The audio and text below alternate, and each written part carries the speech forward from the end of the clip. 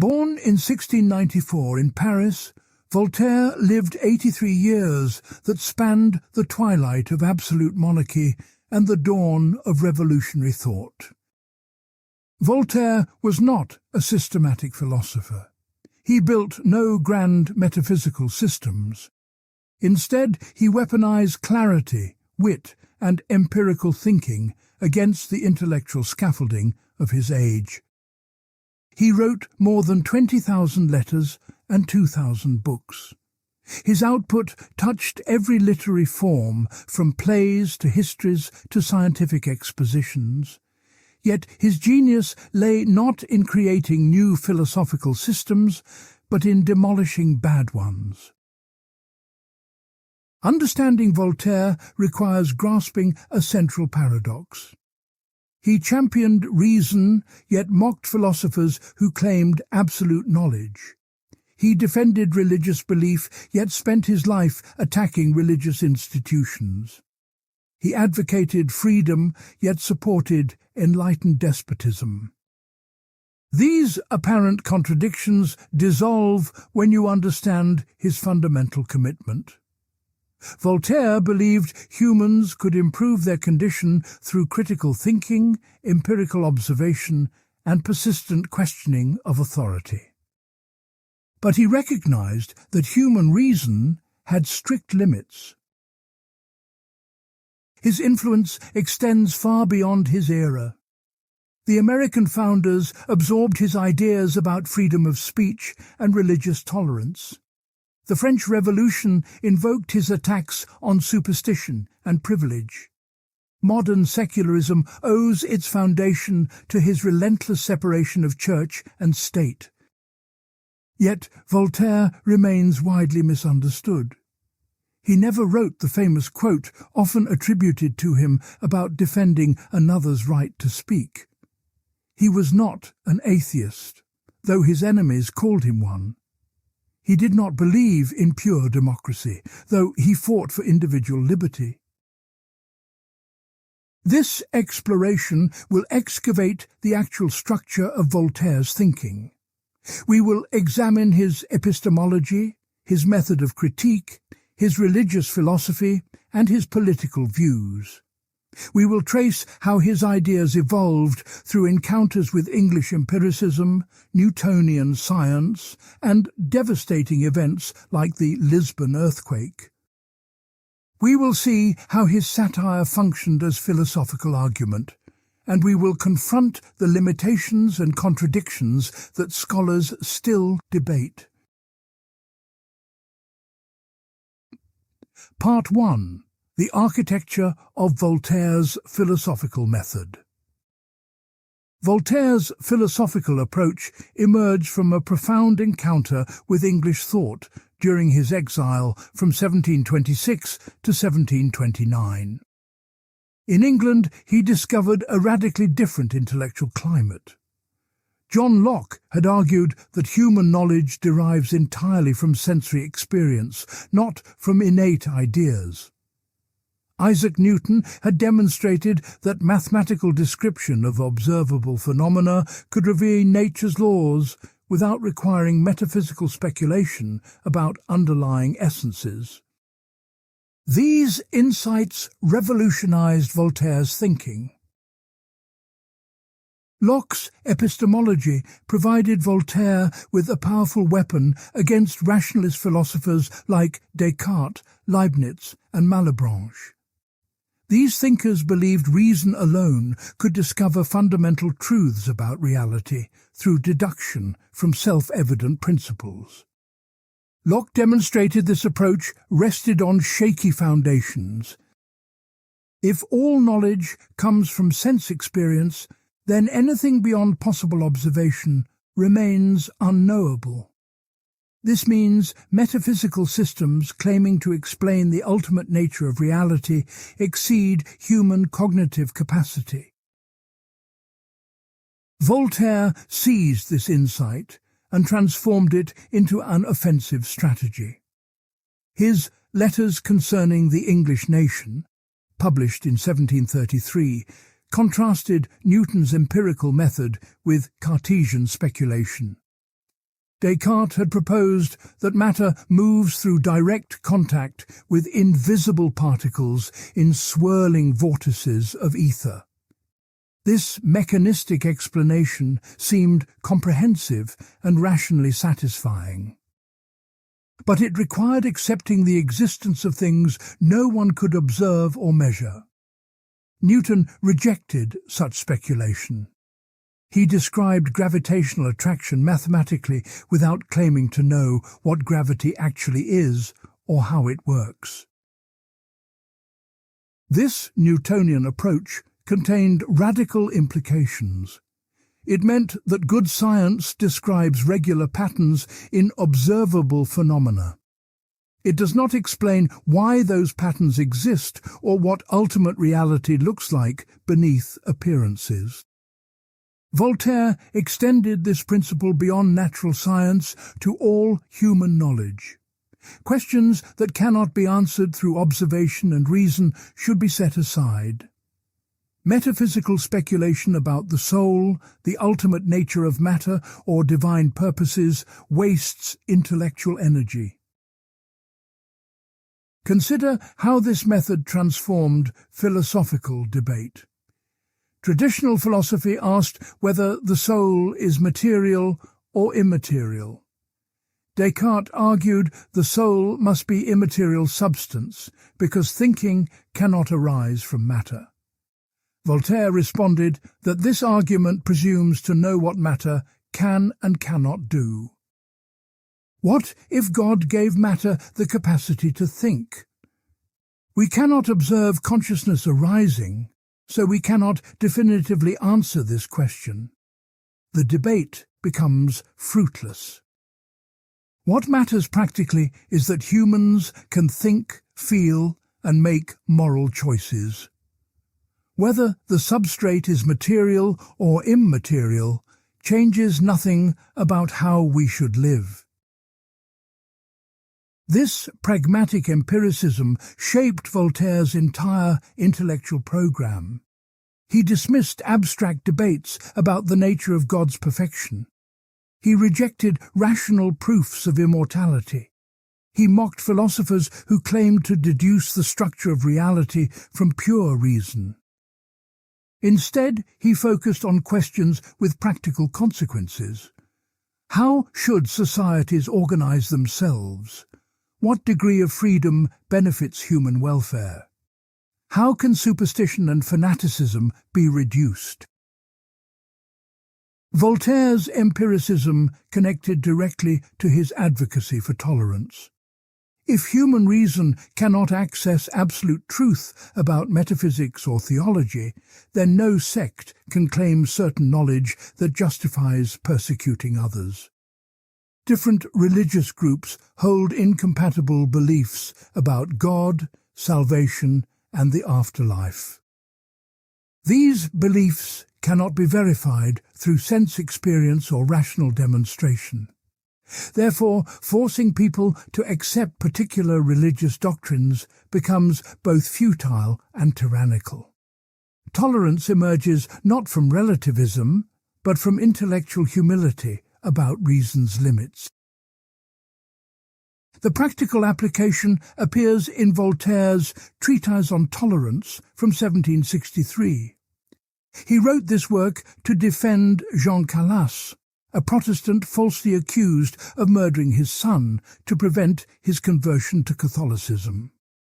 Calas was tortured and executed based on religious prejudice rather than evidence. Voltaire argued that this tragedy resulted from metaphysical certainty breeding fanaticism. When people believe they possess absolute truth, they feel justified using violence against those who disagree. Acknowledging the limits of human knowledge dissolves this justification. Voltaire's critique of metaphysics extended to philosophical optimism, the doctrine that this is the best of all possible worlds. Gottfried Leibniz had argued that an all-good and all-powerful God must have chosen to create the best possible universe. Any evil or suffering must serve a greater good we cannot fully comprehend. This metaphysical system attempted to reconcile divine benevolence with observable suffering. It provided rational justification for accepting even horrific events as somehow necessary. The Lisbon earthquake of 1755 killed between 30,000 and 60,000 people. Churches collapsed during Mass on All Saints' Day. Fire and tsunami followed the initial shock. Voltaire found Leibnizian optimism obscene when confronted with such destruction. To claim these deaths served a higher purpose, that this remained the best possible world, insulted victims and encouraged passive acceptance of evil. His satirical novel Candide from 1759 demolished philosophical optimism through relentless accumulation of horrors. The protagonist endures war, torture, shipwreck, earthquake and betrayal. His tutor Pangloss mechanically repeats that everything happens for the best, regardless of evidence. Voltaire shows how metaphysical systems can become tools for avoiding reality rather than understanding it. Pangloss refuses to help earthquake victims because he is busy explaining why the disaster was metaphysically necessary. The novel ends with Candide rejecting grand philosophical explanations. He concludes that we must cultivate our garden. This famous phrase has generated centuries of scholarly debate. Does it advocate retreat from public life into private cultivation? Does it suggest practical work over abstract theorizing? Does it propose improving the self rather than reforming society? The ambiguity seems intentional. Voltaire offers no new metaphysical system to replace Leibnizian optimism. Instead, he redirects attention from cosmic speculation to immediate, tangible human action. Voltaire's empiricism drew from cognitive limitations humans actually face. Our sensory apparatus constrains what we can know. We perceive a tiny slice of the electromagnetic spectrum. We observe the world from one spatio-temporal location. Our reasoning capacity, though impressive, frequently produces errors. These are not failures requiring correction, but fundamental features of human cognition. Acknowledging them generates intellectual humility rather than skeptical paralysis. This humility did not make Voltaire a relativist or skeptic about all knowledge. He believed science could discover reliable truths about natural phenomena.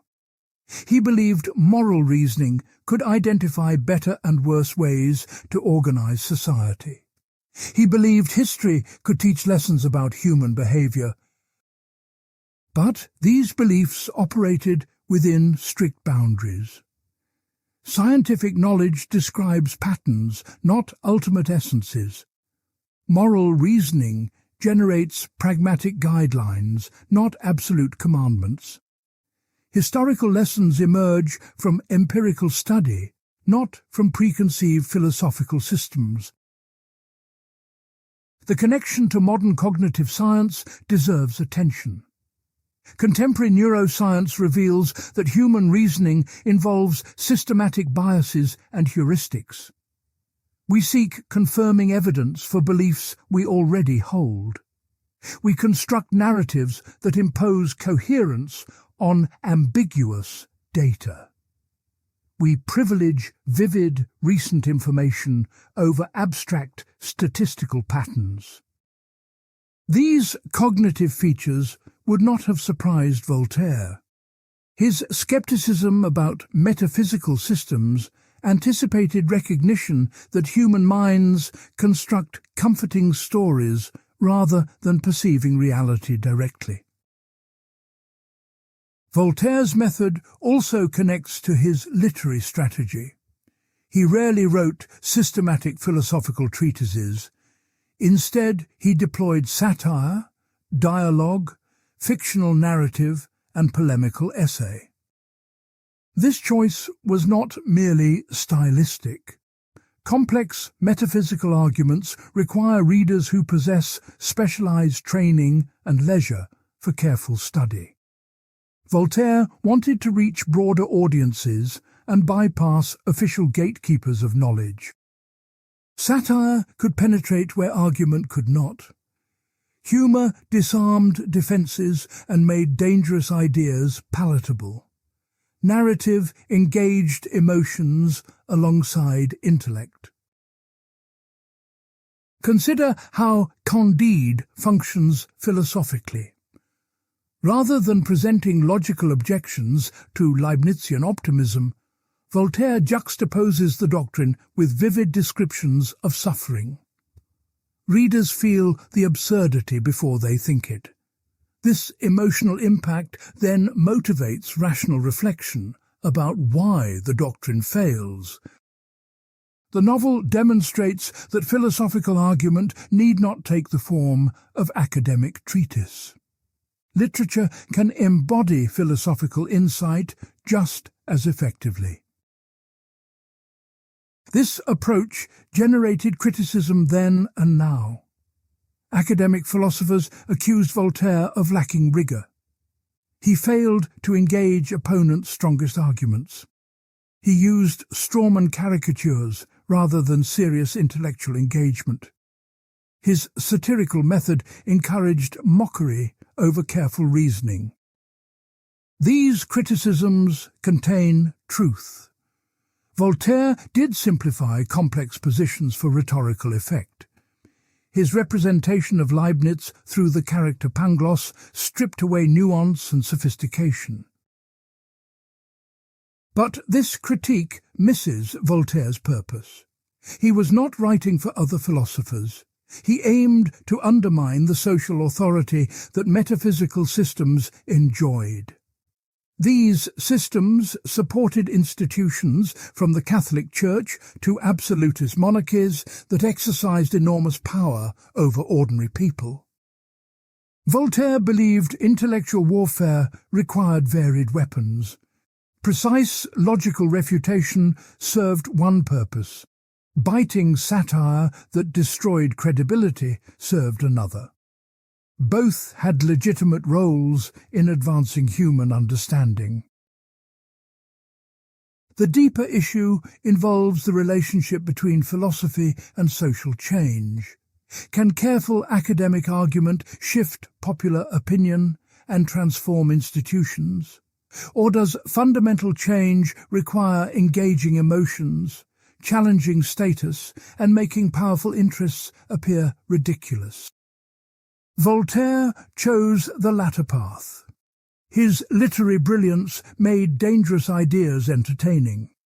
His wit disarmed censors and reached audiences systematic philosophy could never touch. The method succeeded. His work circulated throughout Europe despite official bans. His ideas shaped revolutionary movements that transformed Western civilization. Part 2. Religious Philosophy, Deism, God, and the Critique of Christianity. Voltaire's religious views remain among the most misunderstood aspects of his philosophy. His enemies called him an atheist. His supporters claimed him as a champion of pure reason. The historical record reveals something more complex and intellectually interesting. Voltaire was a deist who believed in God but rejected virtually everything organized religions taught about that God. Deism emerged in the 17th and 18th centuries as a middle path between traditional Christianity and atheism. Deists accepted that God exists and created the universe. They rejected revelation, miracles, prophets, and supernatural intervention in natural affairs. God established natural laws that govern the cosmos, then allowed those laws to operate without interference. Human reason and observation, not scripture or church authority, provide the only reliable path to knowledge about God. Voltaire arrived at deism through multiple routes. First came the design argument, which he found intellectually compelling throughout his life.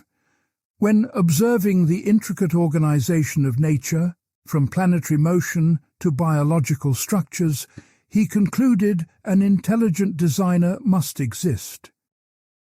The universe exhibits mathematical regularities and functional complexity that seem to require purposeful creation. Matter randomly combining could not produce such ordered phenomena. Therefore, a supreme intelligence must have designed and created the natural world. This reasoning paralleled Newton's approach to natural philosophy. Newton had demonstrated that gravitational force operates according to precise mathematical laws throughout the universe. This universal order suggested a divine lawgiver who established those principles. Voltaire extended this logic.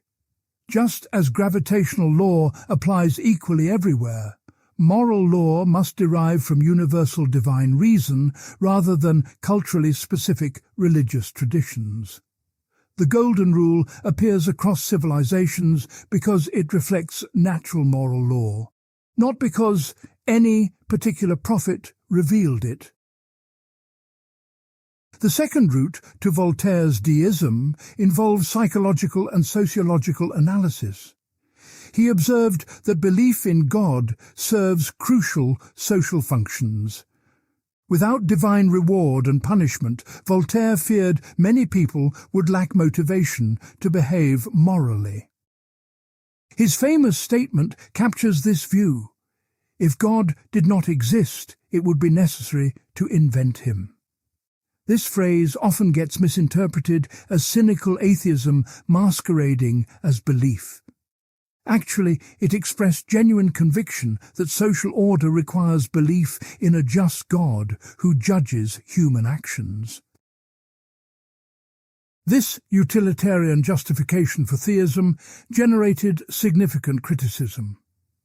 If you believe in God primarily for social utility rather than because evidence compels that belief, do you actually believe?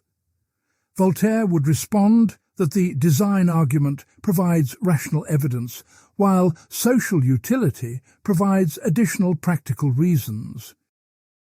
Both considerations point toward the same conclusion. The universe exhibits design requiring a designer. Society functions better when people believe in divine justice. These independent lines of reasoning converge on theistic belief. However, Voltaire's God differed radically from the Christian God. The deist God creates the universe and establishes natural and moral laws, then withdraws. This God does not answer prayers or perform miracles. This God does not reveal himself through prophets or inspired texts. This God does not have a chosen people or a preferred religious denomination. Most importantly, this God cannot be known through anything except reason and observation of nature.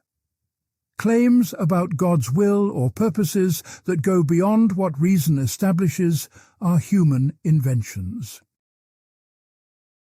Voltaire attacked revealed religion with unprecedented ferocity. Christianity claimed that God revealed himself uniquely through Jesus Christ. The Bible supposedly contained God's direct communication to humanity. Church councils and papal authority determined correct interpretation of divine revelation. Voltaire systematically demolished each of these claims. He pointed out contradictions within biblical texts. He highlighted how church doctrines changed over time based on political considerations rather than divine guidance. He showed how different Christian sects interpreted the same revelation in mutually incompatible ways. His Philosophical Dictionary, published in 1764, contained devastating entries on religious topics. Under religion, he argued that true religion must be universal, accessible to all humans through reason alone. Particular religions with specific rituals and dogmas reflect human cultural invention, not divine command. Under miracles, he demonstrated that miracle claims violate natural law without sufficient evidence to overcome that violation's implausibility. Under atheism, he attacked atheistic materialism while also criticizing religious superstition, positioning his deism as the rational middle ground. The historical Jesus received sympathetic treatment from Voltaire compared to institutional Christianity. Jesus taught moral principles consistent with natural law. Love your neighbor, forgive injuries, help the poor. These teachings required no supernatural revelation, since reason could discover them independently. But Christianity transformed this simple moral teaching into elaborate metaphysical doctrines about incarnation, atonement, Trinity, and salvation. These additions reflected theological speculation and political manipulation rather than anything Jesus actually taught or intended. Voltaire reserved special contempt for religious intolerance and persecution. Throughout European history, Christians had tortured and killed those who disagreed about theological minutiae. The Inquisition burned heretics. Protestant and Catholic armies slaughtered each other over transubstantiation. Jews faced expulsion and forced conversion. All this violence stemmed from the claim that one group possessed absolute truth revealed by God. If people recognized that humans cannot know God's nature or will with certainty, religious violence would become impossible to justify. The Calas affair illustrated this point vividly. Jean Calas was a Protestant merchant in Toulouse whose son committed suicide. Catholic authorities accused Calas of murdering his son to prevent his conversion to Catholicism. Despite no evidence beyond religious prejudice, Calas was tortured on the wheel and executed in 1762. Voltaire investigated the case, published pamphlets exposing the injustice, and campaigned for posthumous exoneration. He succeeded in 1765 when the verdict was overturned. This case demonstrated how religious certainty breeds fanaticism that destroys innocent lives. Voltaire's critique of superstition extended beyond Christianity to all organized religions. He defined superstition as belief in supernatural causation of natural events. When people attribute disease to demonic possession rather than physical causes, they practice superstition. When they believe ritual actions manipulate divine favor, they practice superstition. When they think sacred objects possess magical power, they practice superstition. All religions, including Christianity, Judaism, and Islam, incorporated such superstitious elements. These elements reflected ignorance and fear rather than rational understanding of how nature operates. The relationship between superstition and social control concerned Voltaire deeply. Priests claimed special access to supernatural powers and divine knowledge. This claim generated enormous social authority and material wealth for religious institutions. The Catholic Church owned vast landholdings throughout Europe.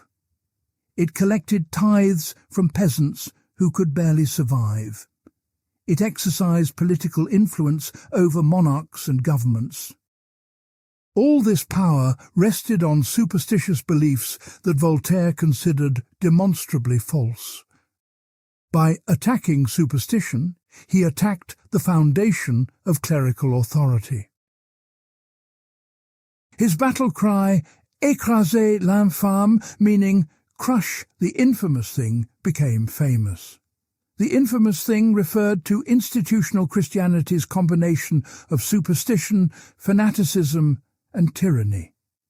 Voltaire did not call for eliminating religious belief entirely. Rather, he wanted to destroy the institutions that exploited superstition to maintain power and persecute dissenters. Replace corrupt institutional religion with simple deism, and you preserve social order while eliminating religious violence. This program faced an obvious problem. If sophisticated intellectuals could embrace rational deism, what about common people lacking education and leisure for philosophical reflection? Voltaire doubted the masses could grasp abstract deistic principles. He sometimes suggested that simple faith in a God who punishes wrongdoing and rewards virtue served the social function deism served for intellectuals. The content mattered less than the functional outcome. Moral behavior supported by belief in divine justice. This elitist dimension in Voltaire's thought troubles many modern readers. He seemed to advocate sophisticated philosophy for the educated classes while supporting simplified religion to control the masses. The contradiction appears sharp. Voltaire championed human reason and criticized those who kept people ignorant through superstition. Yet he doubted ordinary people could handle philosophical truth without social discipline provided by religious belief. He wanted to destroy priestly power while preserving belief systems that maintained social order. Recent scholarship has challenged the traditional view that Voltaire remained a consistent deist throughout his life. Analysis of his later writings suggests movement towards something resembling Spinozistic pantheism. Baruch Spinoza had argued that God and nature are identical, that everything exists necessarily within the divine substance.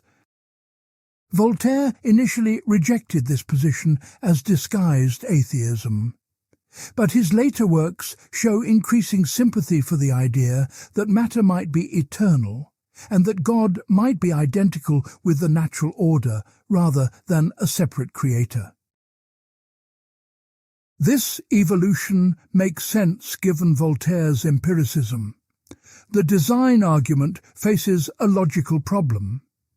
If complex order requires an intelligent designer, what accounts for the designer's complex intelligence?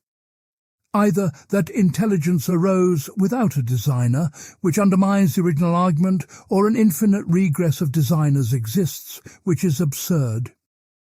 One solution involves treating the universe itself as necessarily existing and self-organizing rather than requiring external creation.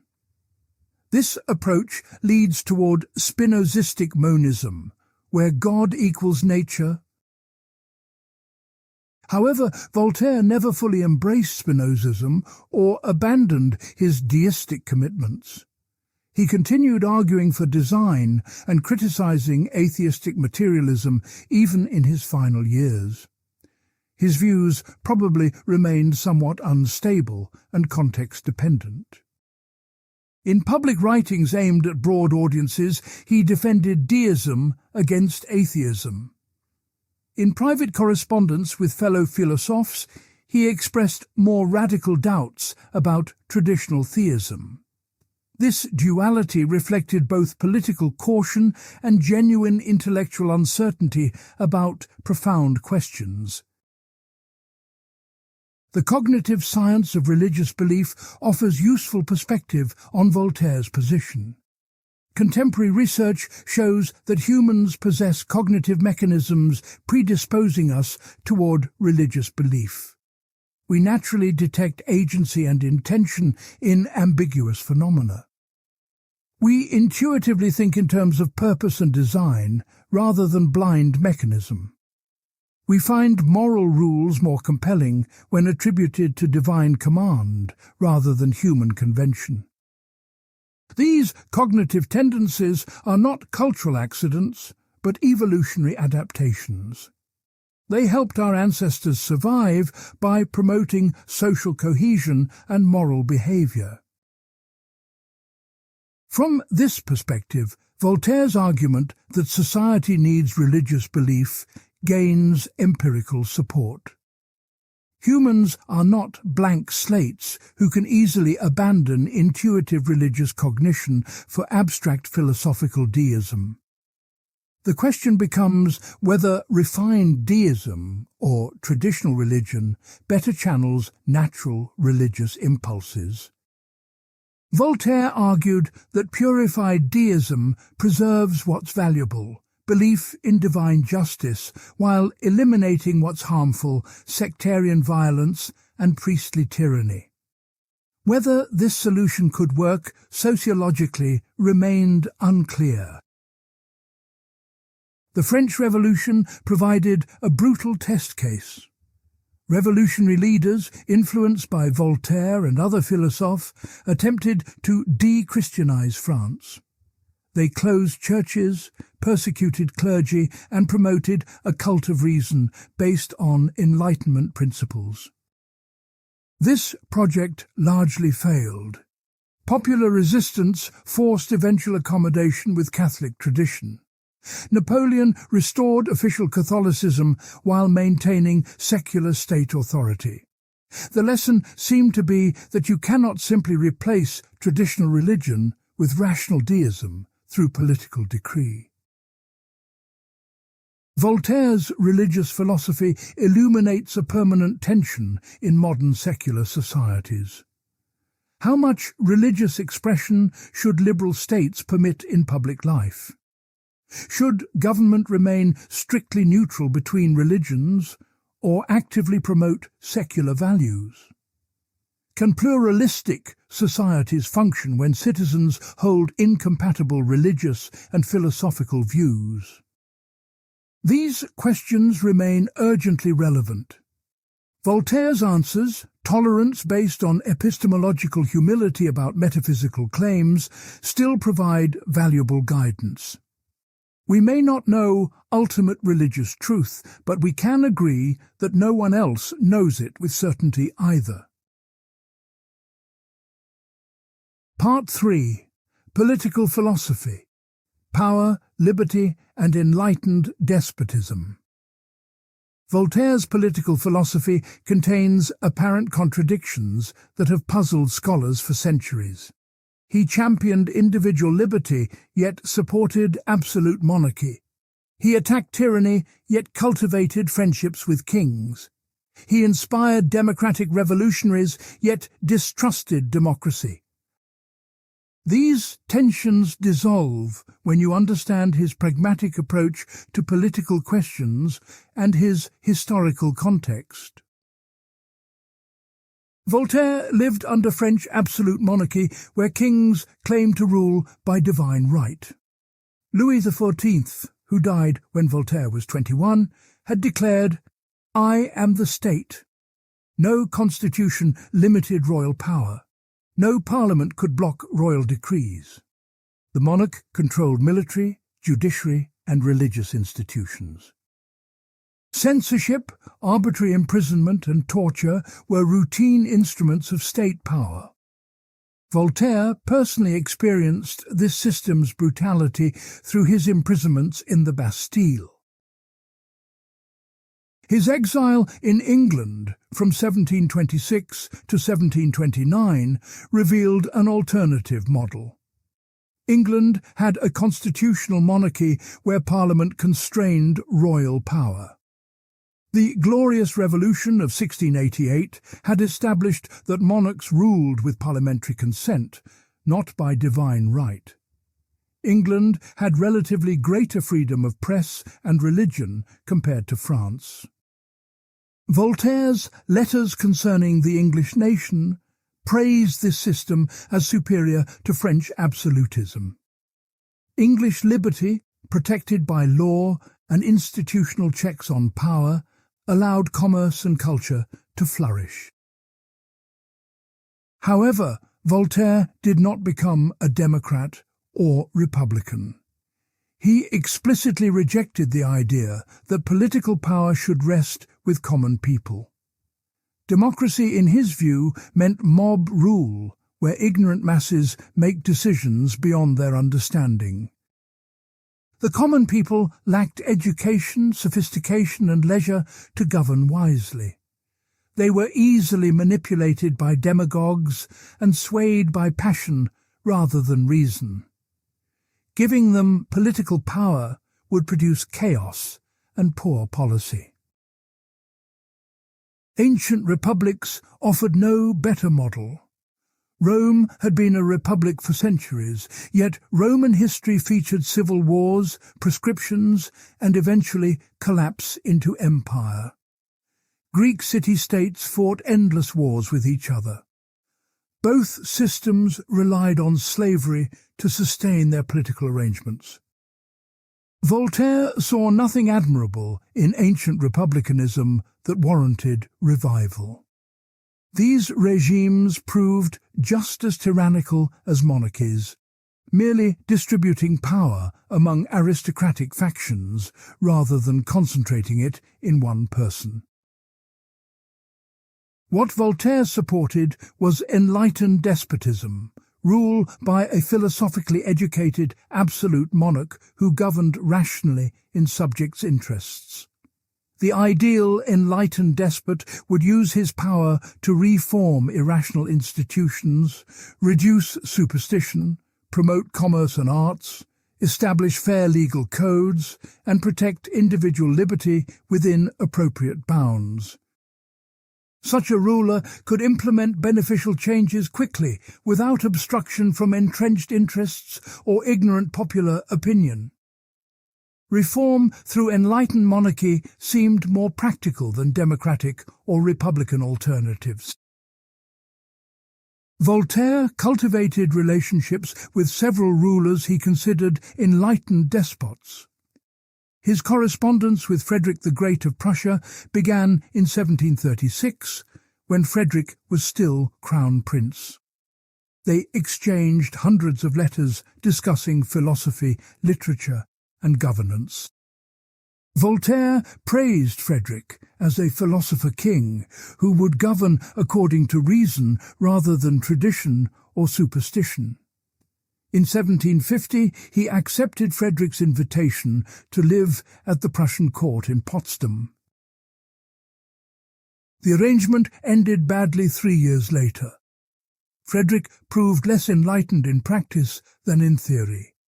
He engaged Prussia in the 7 Years' War, which Voltaire considered unjustified carnage.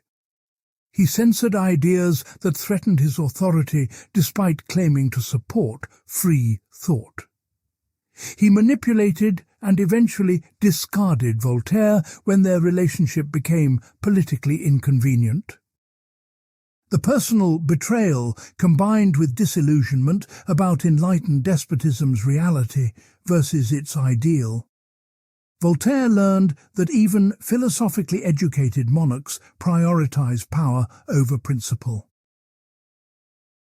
Catherine the Great of Russia provided another test case. She corresponded with Voltaire and portrayed herself as an enlightened monarch implementing rational reforms. Voltaire praised her effusively in published writings. But Catherine's enlightenment had strict limits. She maintained serfdom, which amounted to slavery for millions of Russian peasants. She crushed popular uprisings brutally. She expanded imperial territory through aggressive wars. Her enlightenment extended only to cultural patronage and legal codification, not to fundamental reform of Russian society's oppressive structures. These experiences should have discredited enlightened despotism as a viable political program. If actual monarchs, even those sympathetic to Enlightenment ideas, failed to govern according to reason and justice, why expect better from others? Yet Voltaire never fully abandoned the concept. He seems to have viewed enlightened despotism as the best available option given political realities, even while recognizing its practical limitations. Gradual reform through rational monarchs seemed more plausible than revolution or democratic transformation. Voltaire's political philosophy emphasized property rights and commercial freedom. He believed secure property ownership and free trade generated prosperity that benefited society broadly. England's commercial success resulted from legal protections for property and merchants' freedom to engage in profitable exchanges. France's relative economic stagnation stemmed from arbitrary taxation, guild restrictions, internal tariffs, and privileges that distorted markets. Reform meant establishing rule of law that protected property and commerce from both government expropriation and private plunder. This economic liberalism connected to his views on social class. Voltaire considered the rising commercial bourgeoisie more valuable to society than the parasitic aristocracy. Nobles contributed nothing productive, merely consuming wealth extracted through inherited privilege. Merchants and manufacturers created value through enterprise and innovation. A rational society would honor productive achievement over hereditary status. Yet Voltaire himself bought a patent of nobility and displayed aristocratic pretensions throughout his life. His social criticism coexisted with personal investment in the status hierarchies he intellectually rejected. On legal reform, Voltaire took strong progressive positions. He attacked torture, which remained standard practice in French criminal procedure. Accused criminals were subjected to judicial torture to extract confessions. This barbaric system produced false confessions and condemned innocent people. Voltaire argued that torture was both cruel and epistemically unreliable. Pain makes people confess to anything to stop suffering, regardless of guilt or innocence. Rational criminal justice required abolishing torture and requiring evidence beyond confession. He also criticized capital punishment, though less consistently than his opposition to torture. Executing criminals seemed disproportionate except for the most serious offences. Many European legal codes mandated death for property crimes like theft. Voltaire argued this excessive severity actually undermined deterrence. When punishment is too severe relative to the crime, juries become reluctant to convict. Better to have proportionate punishment reliably applied than harsh punishment inconsistently enforced. This utilitarian reasoning about optimal punishment influenced later criminal law reform movements. The tension in Voltaire's political thought between liberty and authority requires careful analysis. He valued individual freedom, particularly freedom of thought, expression, and religion. Yet he supported political systems that concentrated enormous power in single rulers. These positions appear contradictory until you recognize the distinction between civil liberty and political power. Civil liberty means freedom from arbitrary interference in personal life, religion, expression, and economic activity. Political power means participation in government decisions and legislation. Voltaire believed enlightened despotism could protect civil liberty better than democracy or traditional monarchy. Democratic systems might allow majorities to tyrannize minorities. Traditional monarchies justified tyranny through divine right and religious authority. Enlightened despotism, in principle, separated civil and political domains. The monarch exercises political power but grants subjects extensive civil liberty. People enjoy freedom of thought and commerce without participating in governance. This arrangement protects what matters most while avoiding the dangers of popular rule. Of course, this model contains fatal flaws that Voltaire's experience with Frederick and Catherine should have clarified. Why would absolute monarchs voluntarily limit their power and protect subjects' liberty? What prevents enlightened despots from becoming ordinary despots when their interests conflict with their subjects' welfare? No institutional mechanisms constrain rulers who recognize no authority above themselves. The entire system depends on the rare coincidence of philosophical wisdom and political power in one person. This coincidence proves vanishingly unlikely in practice. Montesquieu, Voltaire's contemporary and fellow philosophe, offered a more sophisticated solution. In The Spirit of the Laws, published in 1748, Montesquieu argued for separation of powers among legislative, executive, and judicial branches. This institutional structure creates checks and balances that prevent concentration of power while maintaining effective government. The American founders studied Montesquieu closely and incorporated his ideas into the Constitution. Voltaire read The Spirit of the Laws, but never fully embraced its central insights about institutional design. Why did Voltaire remain attached to enlightened despotism despite its evident problems? Several factors likely contributed. First, his historical pessimism about human nature made him doubt common people's capacity for self-government. Second, his personal experience of court life and relationships with monarchs shaped his perception of political possibilities. Third, his focus on cultural and intellectual reform rather than institutional change led him to overestimate education's power to constrain authority. Fourth, his age and temperament inclined him toward gradual reform rather than revolutionary transformation. The French Revolution exposed the tensions in Voltaire's political legacy. Revolutionaries invoked Voltaire's name while destroying the monarchical system he had supported. They promoted democratic participation he had feared. They attacked the Catholic Church with violence exceeding even Voltaire's anti-clerical rhetoric.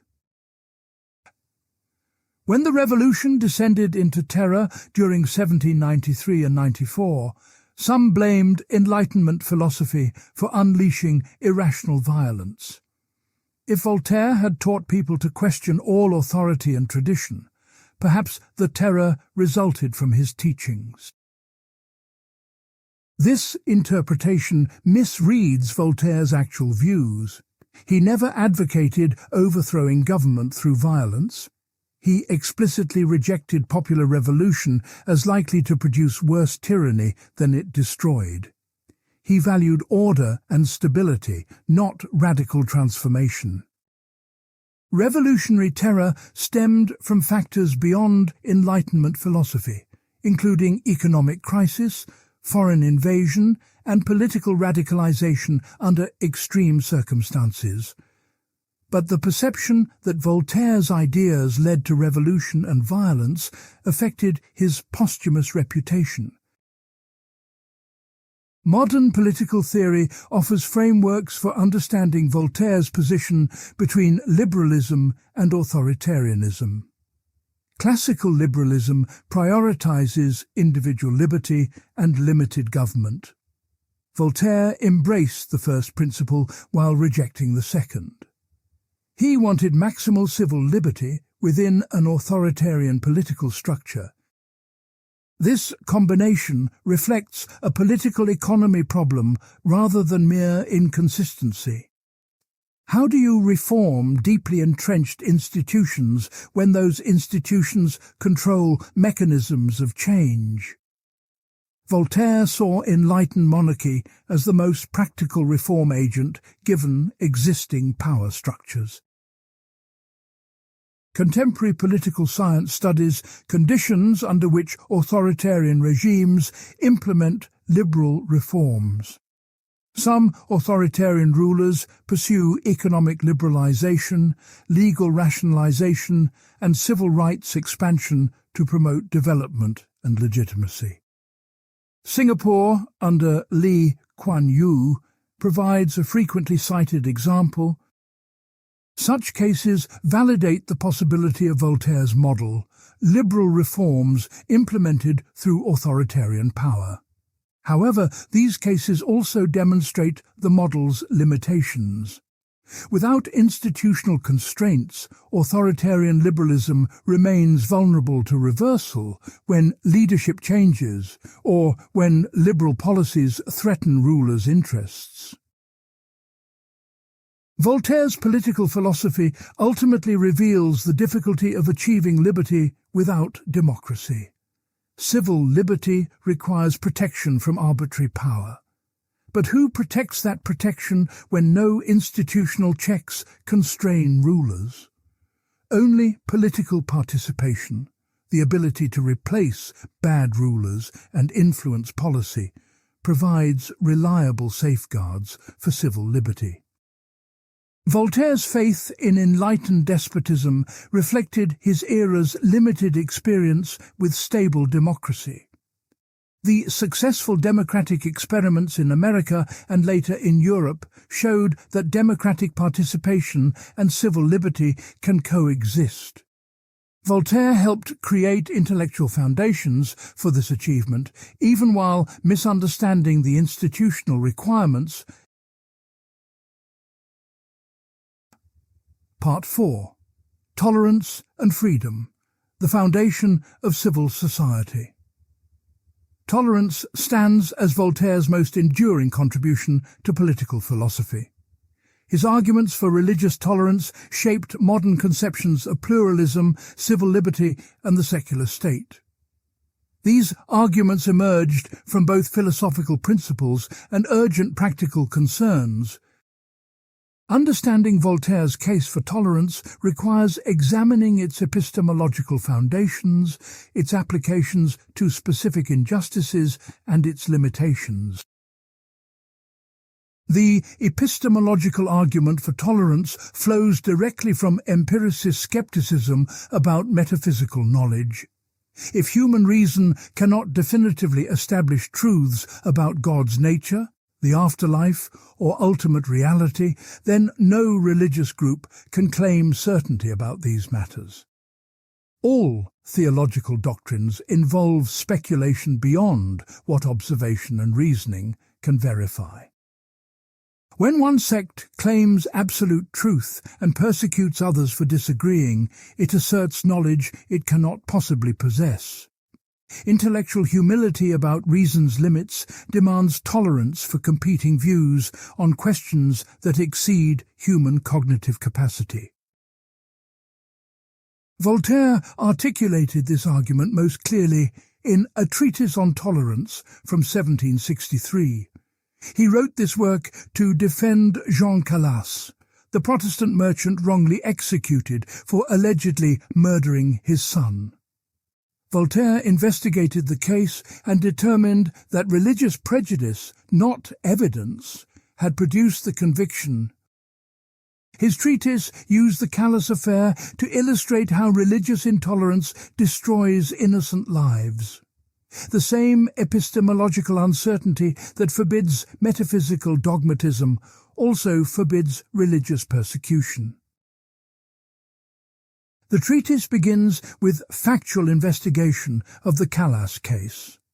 Voltaire details the evidence, showing conclusively that Marc-Antoine Calas committed suicide rather than being murdered by his father. Local Catholic authorities constructed an elaborate conspiracy theory to avoid this conclusion. They claim Protestant theology required Jean Calas to murder any family member contemplating Catholic conversion. This claim had no basis in Protestant doctrine or practice, but religious prejudice made the impossible seem plausible to Catholic judges and mobs. From this specific injustice, Voltaire extrapolates to general principles. Religious persecution always involves similar reasoning failures. One group assumes its theological views are certainly true and others certainly false. This assumption justifies using force to protect truth and punish error. But the assumption itself rests on fallacious reasoning. You cannot know your theological views are true with greater certainty than competing views held by equally intelligent, educated, sincere believers. Therefore, you cannot justify forcing others to accept your views through violence or legal compulsion. Voltaire reinforced this epistemological argument with historical examples. He surveyed religious tolerance in ancient civilizations including Rome, China, and Persia. These societies allowed multiple religions to coexist with minimal conflict. Roman polytheism particularly fascinated Voltaire. Romans permitted conquered peoples to maintain their traditional gods alongside Roman deities. This pragmatic tolerance avoided religious wars that plagued Christian Europe for centuries. The historical record showed that religious diversity need not produce violence when authorities accept pluralism. Christianity's historical record on tolerance was abysmal by comparison. Christians had persecuted Jews for supposed deicide. Catholics and Protestants had slaughtered each other during religious wars. The Inquisition had tortured and burned heretics for doctrinal deviations. Witch hunts had killed thousands of innocent people, mostly women. All this violence occurred in Christianity's name, justified by claims about protecting religious truth. Voltaire catalogued these atrocities to demonstrate that Christian civilization, despite its self-proclaimed moral superiority, produced more religious violence than pagan societies it considered barbaric. The practical argument for tolerance emphasized social utility. Religious persecution creates civil disorder, economic damage, and human suffering without achieving its stated goal of religious uniformity. Persecuted minorities either flee, taking their economic productivity elsewhere, or resist violently, triggering civil wars. Louis XIV's revocation of the Edict of Nantes in 1685 exemplified this disaster. The edict had granted French Protestants limited tolerance. Its revocation triggered mass Protestant emigration to England, Holland and Prussia. France lost skilled artisans, merchants and professionals, while strengthening rival nations. England provided a contrasting model. Despite religious tensions between Anglicans, Catholics and Protestant dissenters, England achieved greater tolerance than France. This tolerance correlated with England's commercial success and political stability. Different religious communities contributed to national prosperity rather than consuming resources through persecution.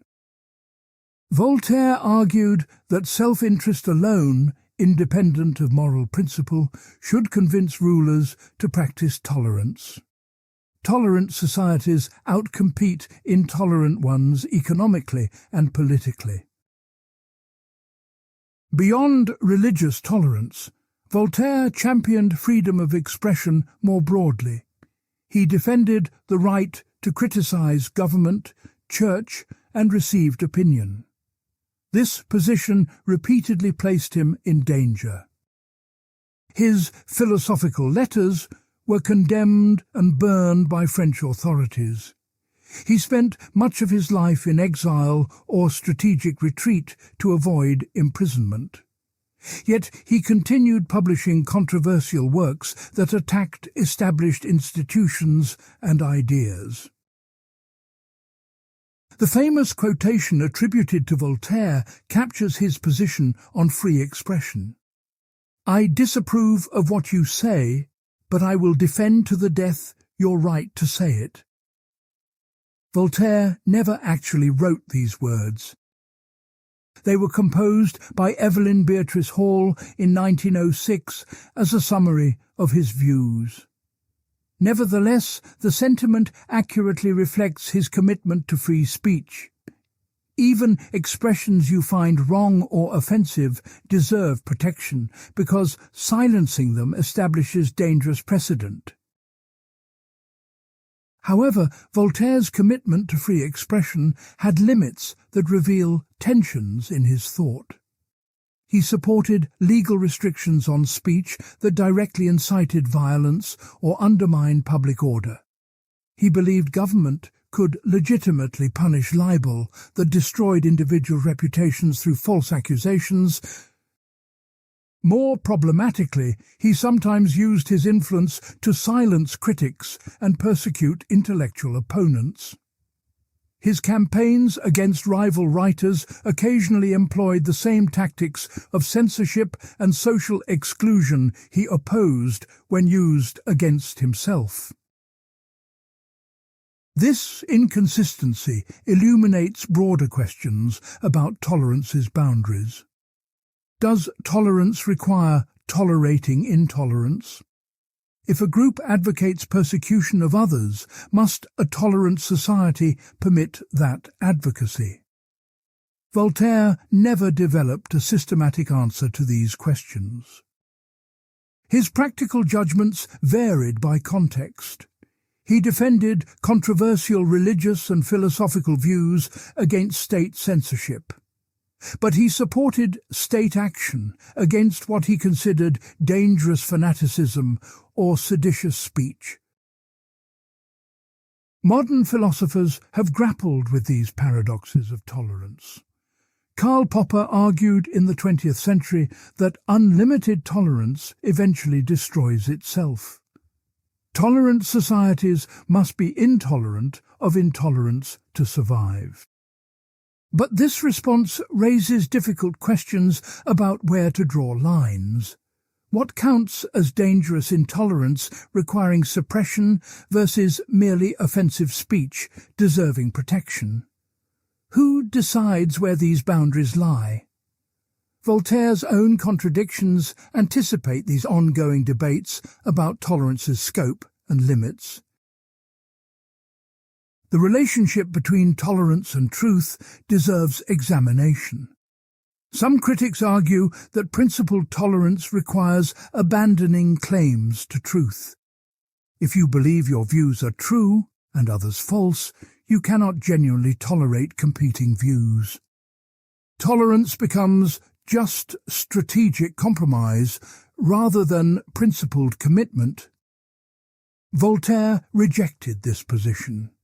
He believed certain truths, particularly about empirical matters, could be established through evidence and reasoning.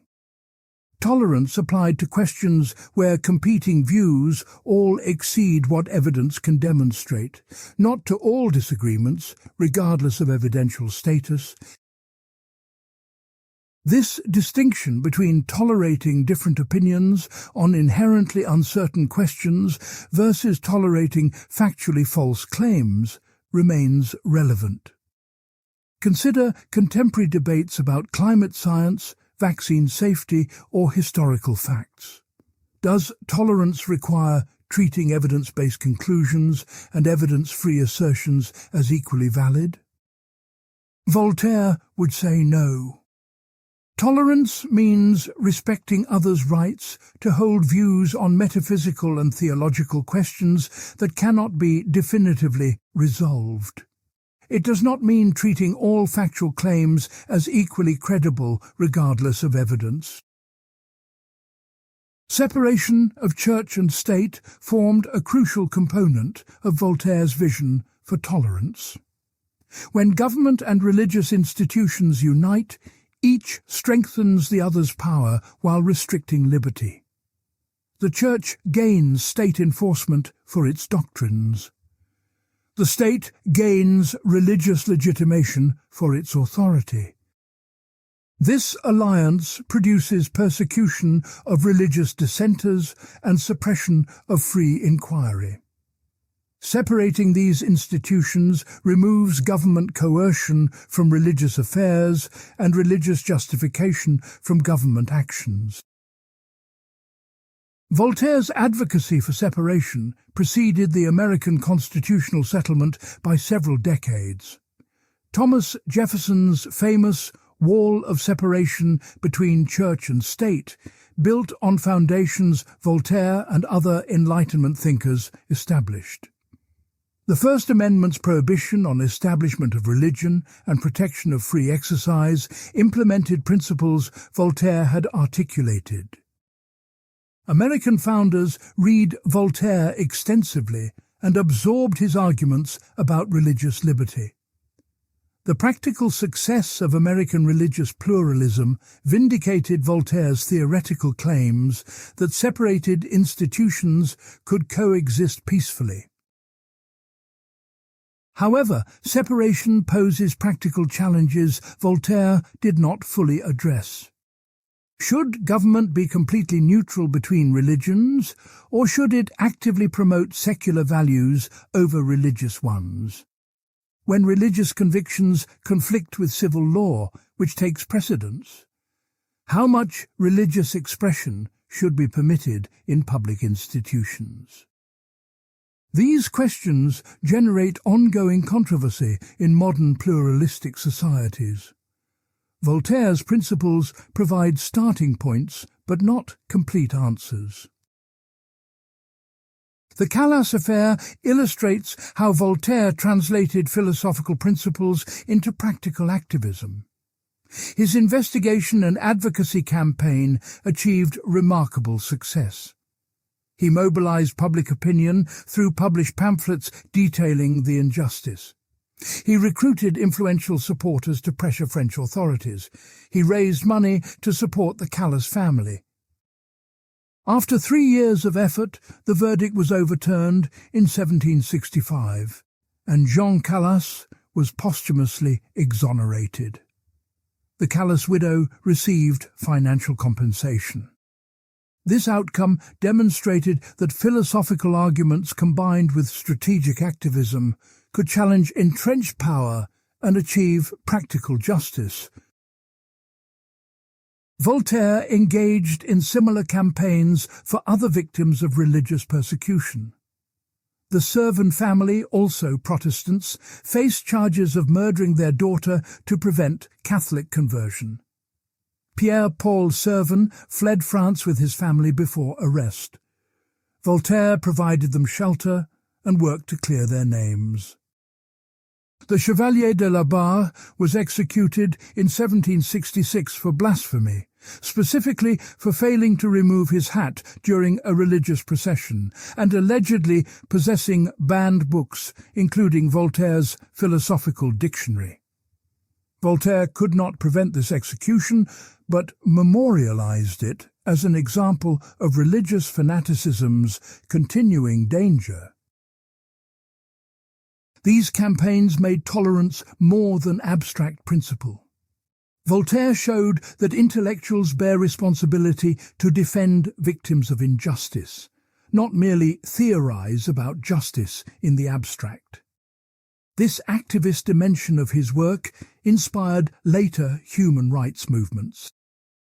The 20th century campaigns by Amnesty International and other organizations to defend prisoners of conscience follow patterns Voltaire established. individual cases of injustice become opportunities to challenge systematic oppression and vindicate universal principles. Economic dimensions of tolerance deserve attention. Voltaire connected religious tolerance to commercial prosperity. When different religious communities coexist peacefully, they engage in productive exchange that enriches society. When persecution forces minorities to flee, economic potential leaves with them. This argument appealed to rulers' self-interest in ways purely moral arguments might not. Even monarchs unmoved by justice claims might respond to demonstrations that tolerance produces wealth and power. Modern economics research on institutional quality supports Voltaire's intuition. Societies with stronger protection for individual rights, including religious liberty, tend to experience higher economic growth. Secure property rights, contract enforcement, and rule of law all correlate with prosperity. Religious tolerance indicates broader institutional quality that supports economic development. Intolerant societies waste resources on persecution, lose human capital through emigration, and discourage innovation by restricting free inquiry. The causal mechanisms Voltaire identified find confirmation in contemporary development economics. Tolerance's relationship to truth-seeking requires deeper analysis. Scientific and intellectual progress depend on free exchange of ideas. When authorities suppress heterodox views, they prevent error correction and slow knowledge advancement. The Catholic Church's persecution of Galileo exemplified this problem. Galileo's astronomical observations contradicted Church doctrine about Earth's central position in the cosmos. Rather than revising doctrine to accommodate evidence, Church authorities forced Galileo to recant and suppressed heliocentric theory. This episode demonstrated how intolerance obstructs truth. John Stuart Mill would later develop this argument systematically in On Liberty, published in 1859. Mill argued that even false opinions deserve protection because confronting them strengthens true beliefs and prevents truth from becoming dead dogma. Voltaire anticipated these insights without Mill's systematic development. His defense of free inquiry rested on recognition that authority often mistakes falsehood for truth and suppresses genuine advances in understanding. Only open competition between ideas allows truth to emerge and error to be corrected. The contemporary relevance of Voltaire's arguments about tolerance remains striking. Religious conflict continues producing violence from Northern Ireland to the Middle East to Southeast Asia. Debates about free speech on social media platforms replay 18th-century controversies about censorship and expression. Questions about religious accommodation in pluralistic societies generate ongoing political controversy. Voltaire's epistemological skepticism, historical awareness, and practical wisdom offer resources for addressing these persistent challenges. We may not live in the 18th century, but we still struggle with problems Voltaire identified and solutions he proposed. Part 5. The Problem of Evil and Human Suffering. The problem of evil stands as one of philosophy's oldest and most challenging questions. If God is all good and all-powerful, why does evil exist? If God can prevent suffering but does not, he seems malevolent. If God wants to prevent suffering but cannot, he seems impotent. Traditional theodicy attempts to reconcile divine perfection with observable evil. Voltaire spent decades wrestling with this problem, and his views evolved dramatically through personal experience and historical catastrophe. Early in his career, Voltaire accepted a form of philosophical optimism influenced by Newton and Alexander Pope. Newton's natural philosophy revealed a cosmos governed by elegant mathematical laws. This cosmic order suggested a divine intelligence organizing nature according to rational principles. Pope's Essay on Man from 1733 argued that apparent evils serve purposes within the larger scheme that humans cannot fully comprehend. Everything fits into a divinely ordained system where each part contributes to overall perfection. Voltaire found this vision intellectually satisfying and wrote works like Zadig in 1747 that portrayed evil as leading ultimately to good.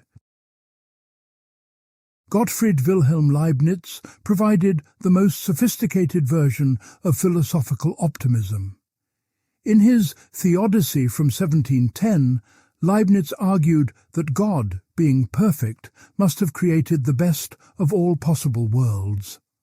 This does not mean a world without any evil, but rather a world where the maximum amount of good coexists with the minimum necessary evil. Evil exists because eliminating it entirely would require reducing good even more. For example, human free will enables both virtue and vice. A world without free will would eliminate vice, but also eliminate genuine virtue, producing less good overall. Therefore, a world with free will, despite enabling evil, is better than one without it. Leibniz's argument involves comparing entire possible worlds, not isolated features. Maybe this particular evil seems unnecessary, but removing it would require changing other features of the world in ways that reduce total goodness. God optimizes across all variables simultaneously, creating the world with the highest ratio of good to evil. From our limited perspective, we cannot see how individual evils contribute to overall perfection. But rational analysis shows that an omniscient, omnipotent, perfectly good God must have chosen this world as optimal. Voltaire initially found this reasoning persuasive, or at least compatible with his deism. But the Lisbon earthquake of November 1st, 1755, shattered his acceptance of optimism. The earthquake struck at 9:30 in the morning on All Saints' Day, when churches were crowded with worshippers. Buildings collapsed, killing tens of thousands instantly. Fire swept through the ruins. A tsunami followed, drowning survivors who had fled to the harbour. Between 30,000 and 60,000 people died in Lisbon alone. Destruction extended throughout Portugal, Spain, and North Africa. The catastrophe's scale and arbitrariness horrified Voltaire. Why would God destroy a city full of people attending religious services on a holy day? What possible greater good could justify such indiscriminate slaughter? If this was the best of all possible worlds, the phrase had no meaning. Voltaire wrote his Poem on the Lisbon Disaster in 1756 as an immediate response.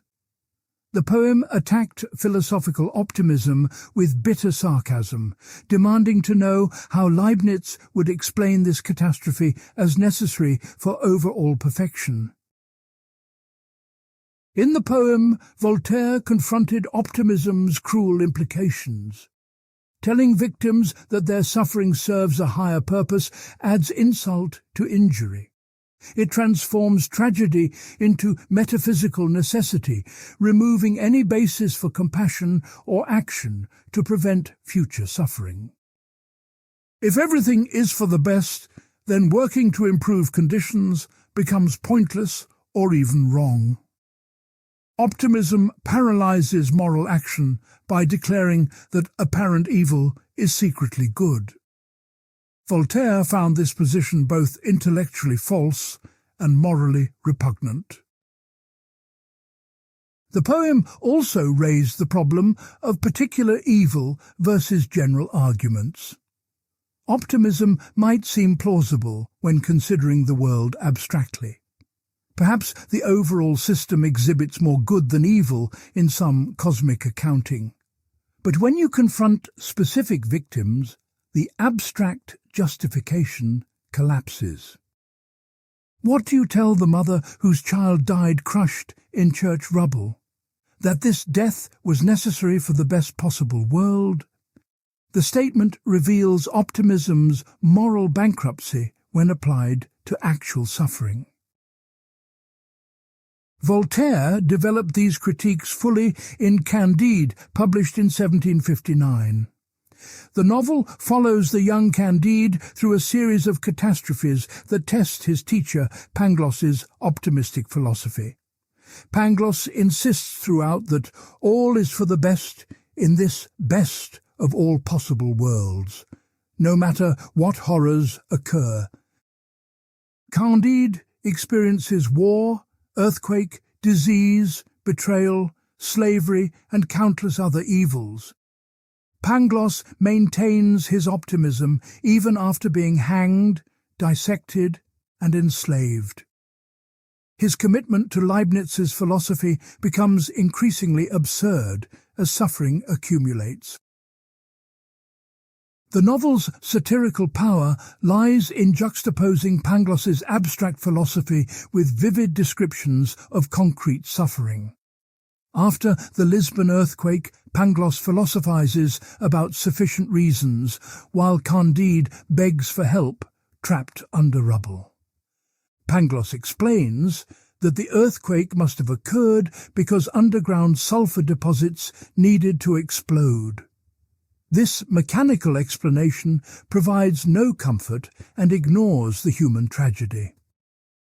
Voltaire shows that optimistic philosophy serves as an excuse for inaction and indifference to suffering.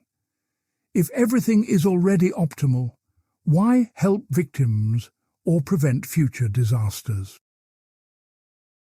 Voltaire also satirized the distinction between moral evil caused by humans and natural evil caused by non-human forces. Optimists argued that moral evil results from human free will, not divine creation. Natural evil, like earthquakes, serves purposes in the larger system we cannot comprehend. But Candide demonstrates this distinction fails to resolve the problem. Why did God create a world where natural evil kills innocents indiscriminately? Why didn't omnipotence find a way to achieve whatever purposes earthquakes serve without killing thousands? The novel's supporting characters all have horrific backstories illustrating evil's ubiquity. Cunegonde was raped, enslaved, and disfigured. The old woman had her buttock cut off during a siege. Cacambo witnessed countless atrocities. Martin, the pessimistic philosopher, argues that evil dominates the world based on his observations. Only the naive Candide and the obstinate Pangloss maintain optimism in the face of overwhelming contrary evidence. Through this accumulation of horrors, Voltaire suggests that honest observation contradicts Leibnizian metaphysics. Voltaire had Candide visit El Dorado, a utopian society where suffering is minimal and people live rationally without greed or religious conflict. This interlude serves multiple purposes. It shows Voltaire believed human society could be better organized to reduce suffering. It contrasts with the corruption and violence in European civilization. But significantly, Candide and Cacambo choose to leave El Dorado despite its perfection. They want to recover Cunégonde and pursue personal goals, even at the cost of forsaking paradise. This decision suggests that even in an ideal society, humans would face difficulties and make imperfect choices. The novel ends with one of literature's most analysed and debated passages. Pangloss tries one last time to defend optimism by arguing that all their sufferings were necessary to bring them to their current situation. Candide replies, "That is well said, but we must cultivate our garden." This concluding injunction has generated centuries of interpretation. Does cultivating the garden mean withdrawing from public life into private productivity? Does it advocate practical action over metaphysical speculation? Does it suggest focusing on what we can control rather than cosmic questions beyond our understanding? Multiple readings seem intentionally possible. Voltaire offers no replacement metaphysical system for the optimism he demolished. Instead, he redirects attention from ultimate questions about evil's place in the cosmic order to immediate questions about reducing suffering and increasing well-being. We cannot know why God permits evil or whether this is the best possible world, but we can work to make our small corner of the world better through practical effort. Cultivating the garden becomes a metaphor for pragmatic improvement, replacing abstract theodicy. The phrase also connects to agricultural improvement and economic productivity. Literally, cultivating gardens increases food supply and material welfare. By extension, applying reason and effort to practical problems generates progress without requiring resolution of metaphysical puzzles. Voltaire suggests that humans should focus energy on achievable improvements rather than insoluble questions about ultimate meaning and divine purposes. This pragmatic turn anticipates later utilitarian ethics that evaluate actions by their consequences for well-being.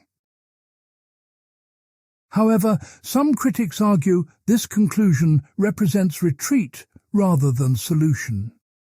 If we cannot answer fundamental questions about evil's existence, how do we know our practical efforts actually reduce it?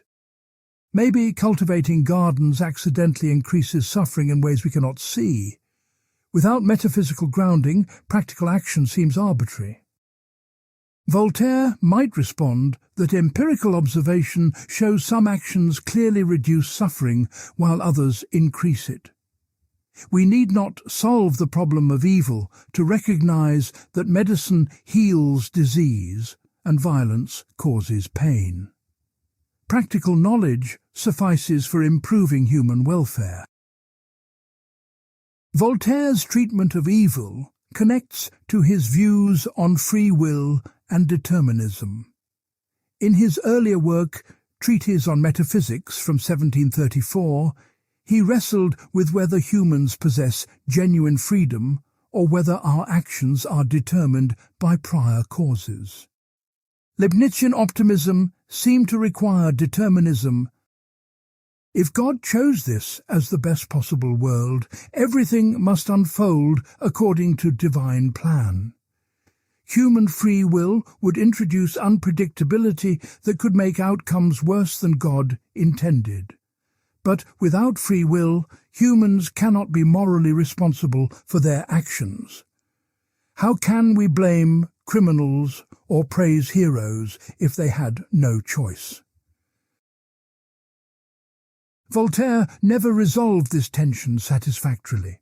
He recognized the philosophical difficulty while insisting on practical necessity of treating humans as responsible agents. Even if determinism is metaphysically true, we must act as if we have free will, because social order requires assigning responsibility. This pragmatic resolution frustrates philosophers seeking systematic consistency, but reflects Voltaire's general approach. When metaphysical questions prove insoluble, adopt whatever assumption makes practical life workable. The problem of evil raises questions about whether Voltaire remained a theist after rejecting optimism. If evil's existence contradicts divine perfection, perhaps no perfect God exists. Atheism would dissolve the problem by removing the expectation that the universe should exhibit moral order. Voltaire consistently rejected this solution. He maintained belief in God based on the design argument while abandoning the claim that God's purposes are good by human standards. Perhaps God created the universe according to necessities beyond our understanding that do not involve maximizing human welfare. This position resembles views in the Book of Job, where God responds to questions about suffering by asserting divine inscrutability. Humans cannot comprehend God's reasons, so expecting the world to match human conceptions of justice is presumptuous. Voltaire admired Job's challenge to easy theodicy. Unlike Job's comforters, who insist suffering must reflect deserved punishment, Job demands honest accounting for innocent suffering. God's response validates the question while refusing easy answers. Voltaire adopted a similar position. Acknowledge the reality of evil without pretending to explain it. Contemporary philosophers continue debating whether theism can accommodate evil's existence. The evidential problem of evil argues that suffering's quantity and distribution make God's existence unlikely, even if not logically impossible. The logical problem of evil argues that evil's existence logically contradicts divine perfection. Defenders develop sophisticated theodicies, attempting to show how evil might serve purposes justifying permission by a perfect deity. Voltaire's critique anticipated and rejected most standard theodicies.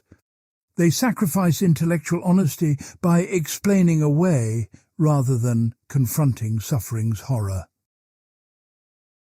Neuroscience and evolutionary biology offer perspectives on suffering that Voltaire could not have known, but that align with his views.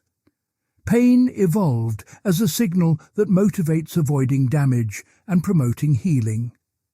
Suffering connects to brain mechanisms serving survival and reproduction, not cosmic justice or divine purposes. This naturalistic explanation demystifies evil as a side effect of physical processes rather than a metaphysical puzzle requiring solution. Voltaire's empirical approach to philosophical problems anticipated this naturalistic turn, even without modern scientific knowledge. The practical implications of Voltaire's critique of optimism remain relevant. Psychological research shows that just world belief, the assumption that people get what they deserve, correlates with reduced empathy for victims. If we think suffering must be deserved or serve higher purposes, we feel less motivated to help. Voltaire recognized this dynamic centuries before psychological studies confirmed it. Rejecting theodicy becomes morally necessary to maintain compassion and motivation for reducing suffering. We must see evil as genuinely evil, not secretly good, to commit to fighting it. Part 6. History, Progress and Civilization. Voltaire revolutionized how Europeans understood and wrote history. Before him, history served primarily as moral instruction or religious chronicle. Historians focused on kings, battles, and divine providence guiding human affairs. Voltaire transformed history into analysis of culture, institutions, economics, and ideas. He asked new questions about why civilizations rise and fall, how customs develop, what factors promote human welfare.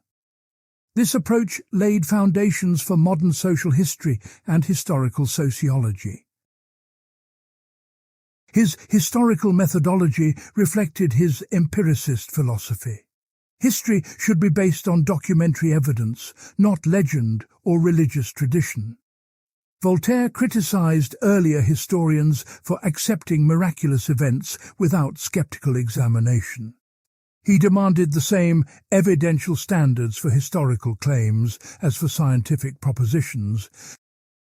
If you cannot verify an event through multiple independent sources, treat it skeptically. This critical approach offended religious authorities who insisted biblical history was literally true, regardless of evidence. The Age of Louis XIV, published in 1751, exemplified Voltaire's innovative method.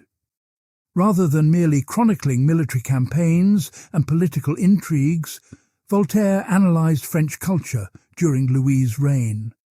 He examined literature, arts, sciences, commerce, and social customs alongside political events.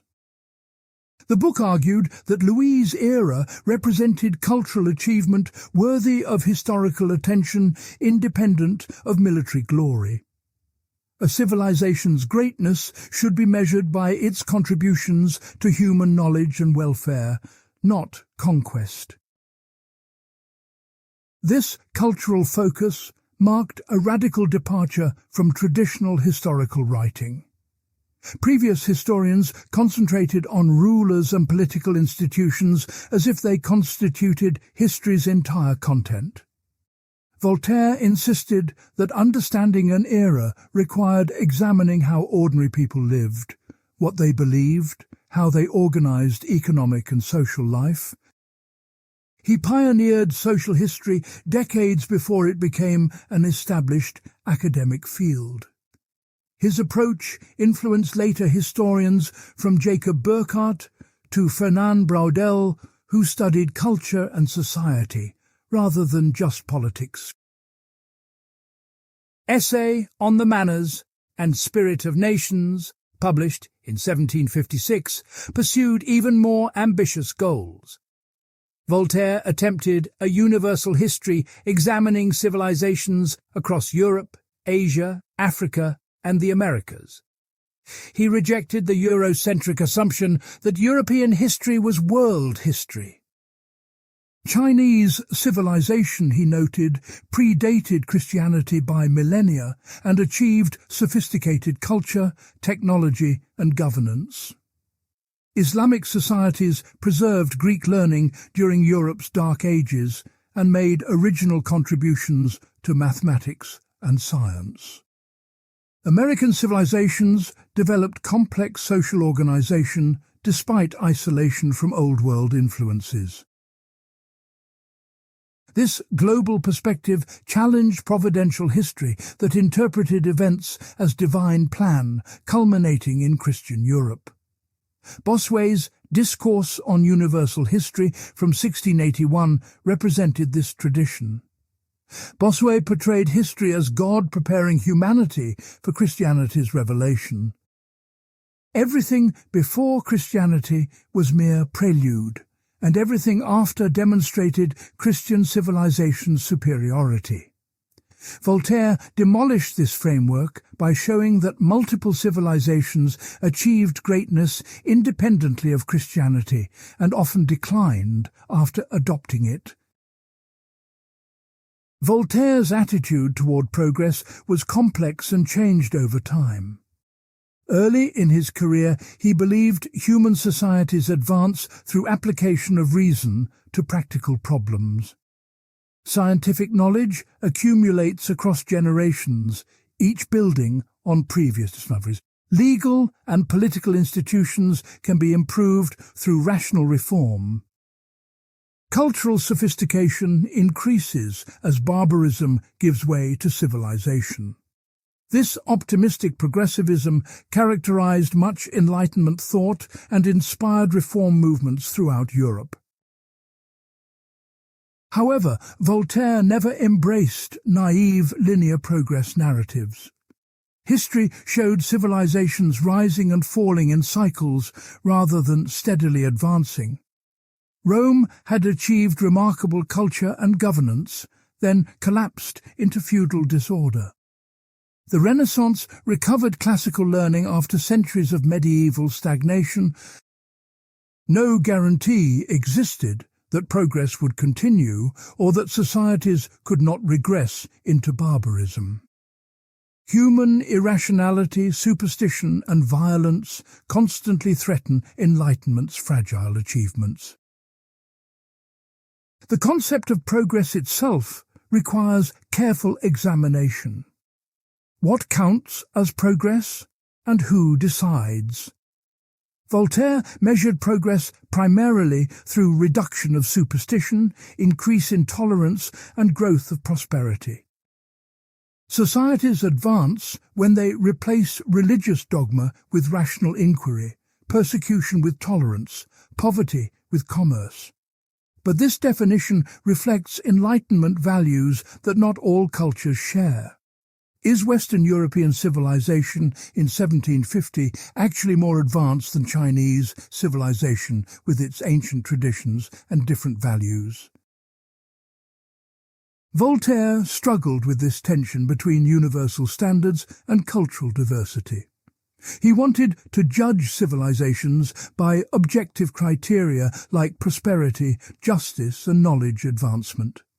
Yet he recognized that different societies organized themselves successfully according to different principles. Chinese governance differed fundamentally from European models, but produced a stable, prosperous society for millennia. This relativistic insight undermined simple progress narratives, where all societies should converge on European patterns. His treatment of non-European civilizations exhibited both admiration and prejudice.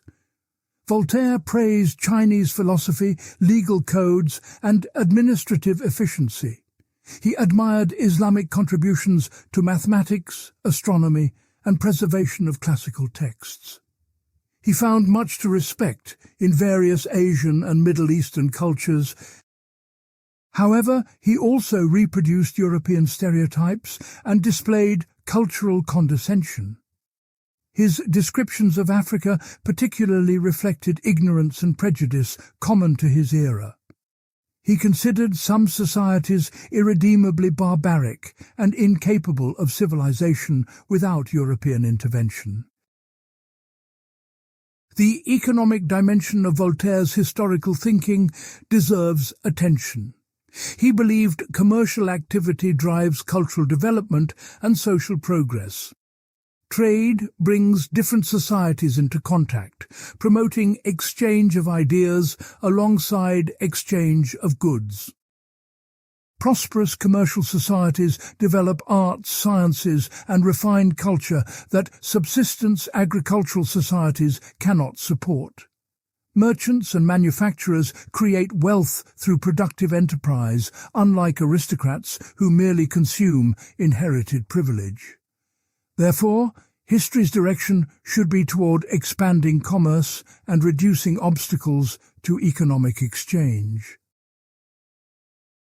This proto-capitalist historical vision influenced Adam Smith and classical political economy. Smith's Wealth of Nations from 1776 analyzed how commercial societies generate prosperity through specialization and exchange. Smith acknowledged debts to Voltaire and other French Enlightenment thinkers. The view that commerce civilizes and peace promotes prosperity became foundational to liberal economic thought. Voltaire helped establish the intellectual framework connecting economic freedom to cultural progress. However, this framework had severe limitations and blind spots. Voltaire largely ignored exploitation underlying commercial prosperity. European wealth increasingly derived from colonial extraction and slave labour during the 18th century. Sugar, tobacco, and cotton plantations in the Americas relied on African slavery. Colonial trade enriched European merchants while impoverishing colonized peoples. Voltaire occasionally criticized slavery but failed to recognize how thoroughly commercial prosperity depended on violent exploitation. His celebration of commerce as civilizing force obscured the violence sustaining it. Voltaire's historical work influenced how Europeans understood civilization itself. Rather than viewing civilization as a fixed state some societies possess and others lack, he showed it as a process of development with multiple dimensions. Societies could be advanced in some areas while backward in others. Ancient Greece achieved philosophical and artistic brilliance but practiced slavery and excluded women from citizenship. Medieval Europe developed Gothic architecture and scholastic philosophy, but burned heretics and persecuted Jews. No civilization was purely civilized or purely barbaric. All mixed progress and regression. This nuanced view challenged both cultural chauvinism and cultural romanticism. European civilization could not claim unqualified superiority over all others, but neither could non-European cultures be idealized as innocent alternatives to European corruption. All societies exhibit strengths and weaknesses when examined honestly. Progress means building on strengths while correcting weaknesses, not fantasizing about perfect civilizations, past or present. The role of great individuals in history occupied Voltaire's attention. His biographical approach to the Age of Louis XIV emphasized how Louis's decisions shaped French culture and politics. He wrote lives of Charles XIV of Sweden and Peter the Great of Russia. These works suggested that exceptional individuals drive historical change through their choices and characters. Yet Voltaire also recognized broader forces like economic development, technological change, and cultural movements that constrain individual action. The tension between great man theory and structural explanation remained unresolved. Modern historiography has moved largely beyond Voltaire's biographical focus towards structural analysis. Historians now emphasize long-term trends in climate, disease, technology, and economic organization.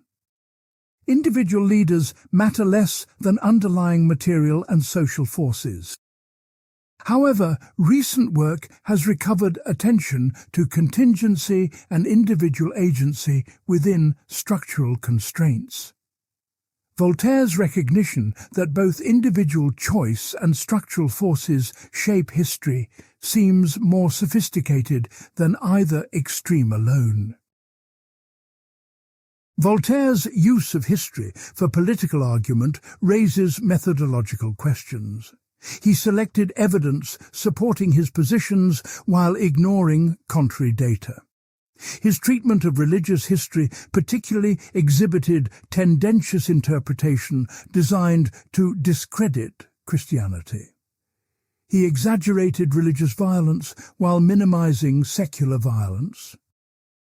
Critics accused him of propagandizing rather than honestly investigating the past. This criticism had merit. Voltaire's histories served polemical purposes alongside scholarly ones. He never pretended to write with academic detachment. Yet all history involves interpretation shaped by the historian's values and concerns. The pretense of pure objectivity often masks unstated assumptions and biases. Voltaire's explicit advocacy may be more honest than claims to neutrality that hide perspective. His work demonstrated that history necessarily involves judgment about what matters and how to evaluate past societies. Acknowledging this interpretive dimension makes historical claims more transparent and open to challenge. The question of historical inevitability versus contingency threads through Voltaire's work. Sometimes he wrote as if certain developments were necessary results of underlying causes. Commercial growth necessarily produces cultural refinement. Superstition necessarily gives way to reason as knowledge advances. Other times he emphasized contingency and accident in determining outcomes. If Louis XIV had made different choices, French history would have unfolded differently. This tension reflects genuine difficulty in determining how much historical development follows necessary patterns versus depending on chance. Contemporary historians recognize both necessity and contingency operate at different scales. Long-term material trends like agricultural productivity or technological capacity constrain possibilities in ways individuals cannot overcome. But within those constraints, specific outcomes depend on choices and accidents. The Industrial Revolution required certain preconditions, like coal deposits and legal institutions protecting property. But when and where it occurred depended on particular innovations and entrepreneurial decisions. Voltaire's alternation between deterministic and contingent explanation captures this complex reality. The legacy of Voltaire's historical work extends far beyond professional historiography. He showed that understanding society requires studying culture, ideas, economics, and everyday life alongside political events. He demonstrated that history could serve critical analysis of present institutions by revealing their contingent rather than necessary character. He proved that historical writing could reach broad audiences through literary craft and engaging narrative. These contributions made history intellectually respectable and socially relevant in ways that influence education and public discourse. Part 7. Influence, Legacy and Impact on Later Thinkers. Voltaire died in Paris on May 30th, 1778, at age 83. By then, his ideas had spread throughout Europe and across the Atlantic. His writings circulated in multiple languages despite censorship and bans. Intellectuals from St. Petersburg to Philadelphia read Voltaire and absorbed his arguments about reason, tolerance, and freedom. The decades following his death saw revolutionary transformations in Western politics that drew heavily on Enlightenment thought he helped shape. The American Revolution occurred during Voltaire's lifetime, though he died before American independence was secured. The Declaration of Independence's assertion of self, evident truths, and unalienable rights echoed Enlightenment principles Voltaire championed. Thomas Jefferson owned many of Voltaire's works and read him throughout his life. Benjamin Franklin met Voltaire in Paris in 1778, shortly before Voltaire's death. Franklin brought his grandson to receive Voltaire's blessing, and Voltaire blessed the boy with the words, "God and liberty." This meeting symbolized the connection between French Enlightenment thought and American revolutionary ideals.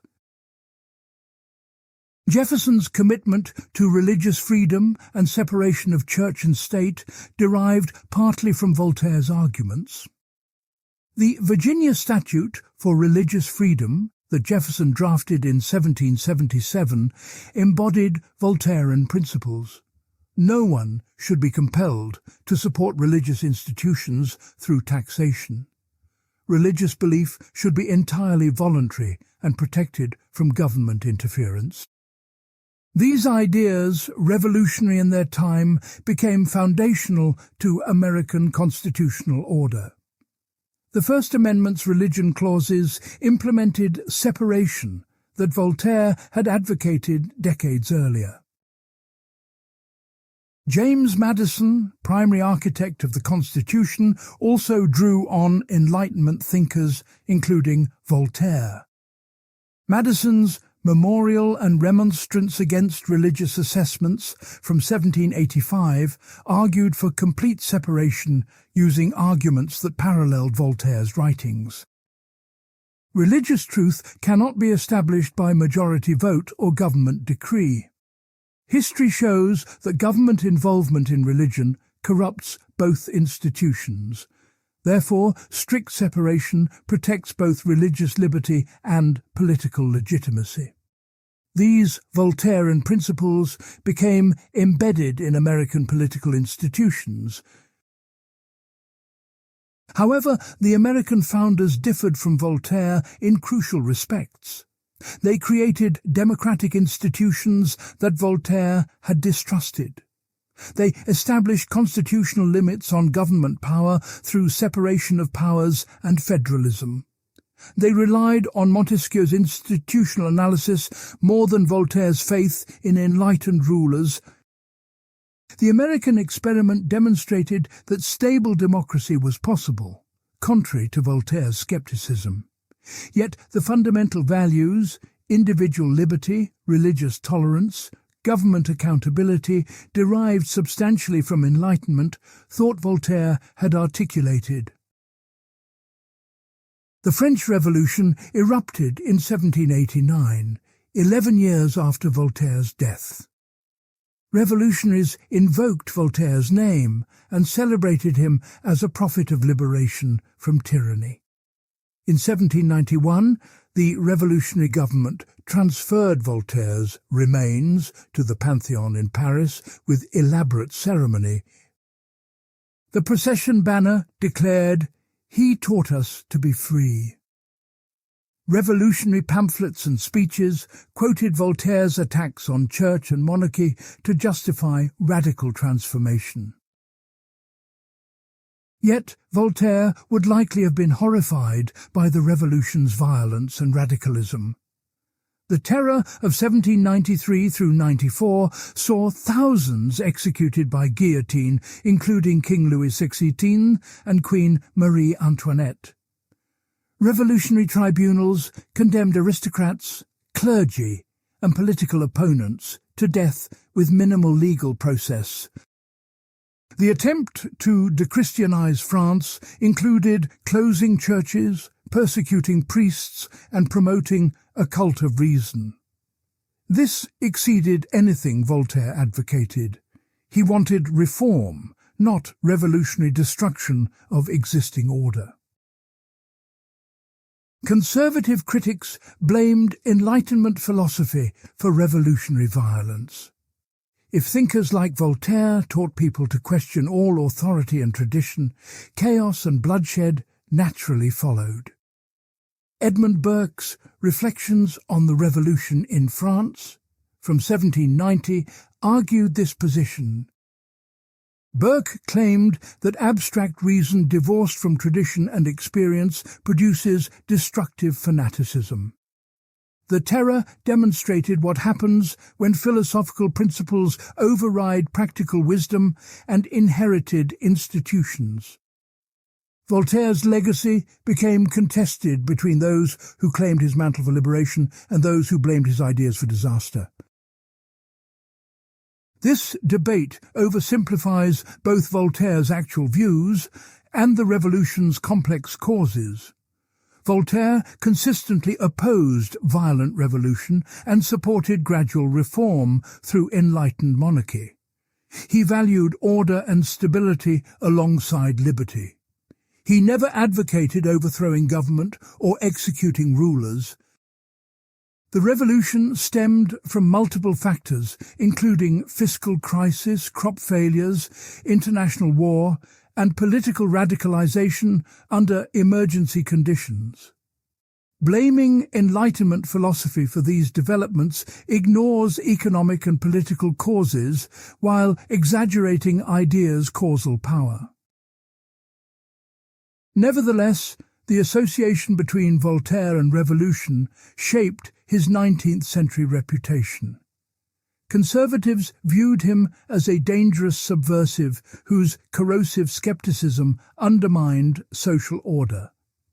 Liberals and radicals claimed him as a champion of progress and freedom. Both sides recognized his enormous influence while interpreting it differently. This political polarization around Voltaire's legacy continues influencing how different ideological groups appropriate or reject his ideas. Immanuel Kant explicitly acknowledged Voltaire's influence on his own thought. Kant's essay, What is Enlightenment?, from 1784, defined enlightenment as humanity's emergence from self-imposed immaturity through use of reason. This definition captured Voltaire's central message. Think for yourself, question authority, rely on evidence and reasoning rather than tradition. Kant praised the freedom to publicly discuss and criticize that Voltaire had championed throughout his life. Though Kant developed systematic philosophy Voltaire never attempted, the critical spirit came directly from Voltaire's example. John Stuart Mill's On Liberty from 1859 extended Voltairean arguments about freedom of expression. Mill argued that silencing opinion, even false opinion, harms humanity by preventing error correction and making truth into dead dogma. These arguments elaborated points Voltaire had made without systematic development. Mill acknowledged debts to Enlightenment thinkers who established liberal principles he sought to defend. Voltaire's practical advocacy for tolerance and free inquiry provided foundations for Mill's theoretical justifications. 19th-century liberal movements across Europe invoked Voltaire's legacy. Campaigns for secular education, separation of church and state, freedom of press and religious tolerance all claimed inspiration from his work. Liberal parties and newspapers adopted his rhetoric and arguments. The gradual secularization of European societies during the 19th and 20th centuries implemented programs Voltaire had outlined.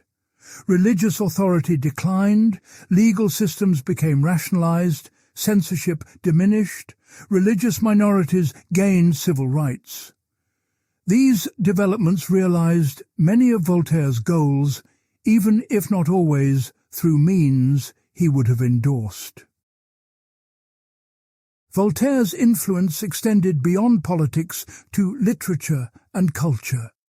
His satirical style influenced countless later writers from Jonathan Swift to Mark Twain.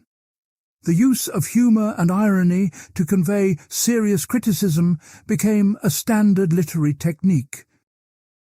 Candide remains constantly in print and continues generating scholarly interpretation 3 centuries after publication.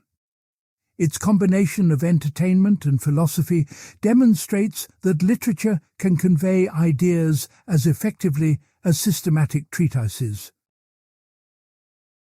The development of human rights discourse owes significant debt to Voltaire's activism. His campaigns on behalf of Jean Calas and other persecution victims established patterns for later advocacy. Individual cases of injustice become opportunities to challenge systematic oppression and vindicate universal principles. Organizations like Amnesty International follow methods Voltaire pioneered, investigate specific abuses, publicize them to mobilize opinion, pressure authorities to provide remedy. The concept that intellectuals bear responsibility to defend victims of injustice derives partly from Voltaire's example. Modern secular humanism draws heavily on Voltairean foundations. The view that human welfare, rather than divine command, should guide ethics and politics reflects his pragmatic approach. The emphasis on reason, evidence, and critical thinking as paths to knowledge echoes his epistemology. The commitment to tolerance and pluralism in matters of conscience follows his arguments. Humanist organizations explicitly claim Voltaire as a predecessor and cite his writings in defense of secular values. Whether or not contemporary humanists interpret Voltaire accurately, his symbolic importance for secular movements remains enormous. However, some modern thinkers criticize aspects of Voltaire's legacy. Post-colonial scholars note his Eurocentrism and failure to adequately criticize colonialism and slavery. Feminist critics point out his acceptance of gender hierarchy and exclusion of women from full citizenship. Democratic theorists reject his elitism and distrust of popular participation. These criticisms remind us that Enlightenment thinkers, including Voltaire, remained products of their time with limited perspectives. Appropriating their valuable insights requires critical engagement, not uncritical veneration. The question of whether Voltaire's influence was beneficial or harmful for Western civilization admits no simple answer. His ideas contributed to liberalization, secularization, and expansion of individual rights that most modern people value. But the Enlightenment project also involved cultural arrogance, colonial domination, and naive faith in reason's power that produced harm. Evaluating Voltaire's net impact requires weighing complex consequences across multiple dimensions over several centuries. Different evaluators with different values and priorities reach different conclusions. Contemporary debates about free speech, religious accommodation, and secular values replay 18th-century controversies Voltaire engaged. Should social media platforms permit offensive speech or enforce community standards? Should religious objections to secular laws receive exemptions or accommodations? How should pluralistic democracies balance competing values and worldviews? Voltaire's arguments remain relevant because the underlying tensions persist. His solutions, epistemological humility combined with vigorous advocacy for tolerance, still offer valuable guidance even when specific applications require updating. The scientific revolution Voltaire helped publicize continues transforming human understanding and capabilities. Newtonian physics led to relativity and quantum mechanics. Empirical methodology enabled medical advances, saving millions of lives. The critical spirit Voltaire championed underpins ongoing scientific progress. However, technology's destructive potential also became evident through world wars, nuclear weapons, and environmental damage. Voltaire's optimism about science and reason improving human welfare requires qualification by recognition of how knowledge can be misused. Voltaire's enduring significance lies not in specific doctrines, but in his method and spirit. He demonstrated that authority and tradition deserve constant questioning. He showed that compassion for victims should motivate practical action, not just philosophical speculation. He proved that humour and wit can expose absurdity as effectively as logical argument. These contributions transcend particular political or religious positions. They embody an approach to intellectual and moral life that remains valuable regardless of changing circumstances. Voltaire's legacy is not a fixed set of beliefs, but an ongoing commitment to reason, tolerance, and human welfare. Part 8. Limitations, Contradictions, and Contemporary Relevance. Any honest assessment of Voltaire must confront his limitations and contradictions alongside his achievements. No thinker, however brilliant, transcends their historical moment completely. Voltaire exhibited blind spots, biases, and errors that diminish his legacy even while his contributions remain substantial. Understanding these limitations clarifies both what we can learn from Voltaire and where we must go beyond him. The most obvious limitation involves Voltaire's social and political elitism. Despite championing individual liberty, he consistently distrusted common people's judgment and capacity. He referred to the masses as rabble, who needed management by enlightened superiors. Democracy seemed dangerous because it empowered the ignorant majority over the educated minority.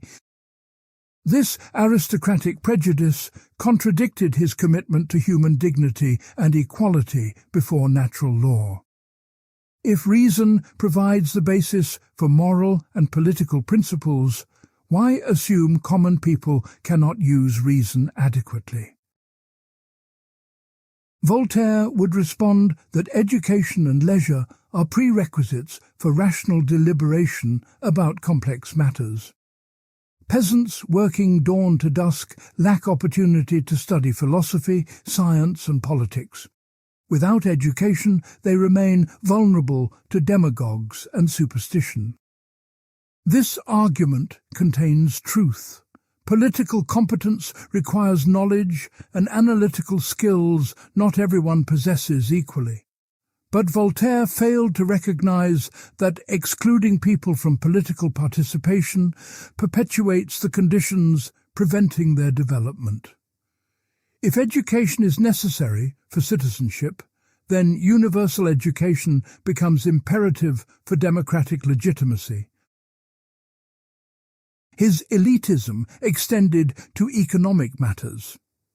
While criticizing aristocratic privilege, Voltaire himself invested in commerce and became wealthy.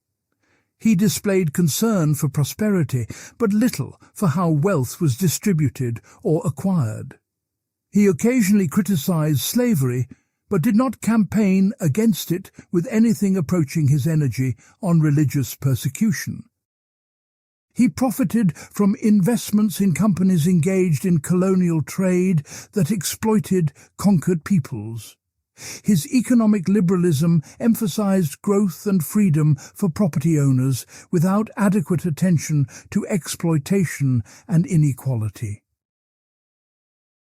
Voltaire's treatment of women reflected conventional 18th-century patriarchy.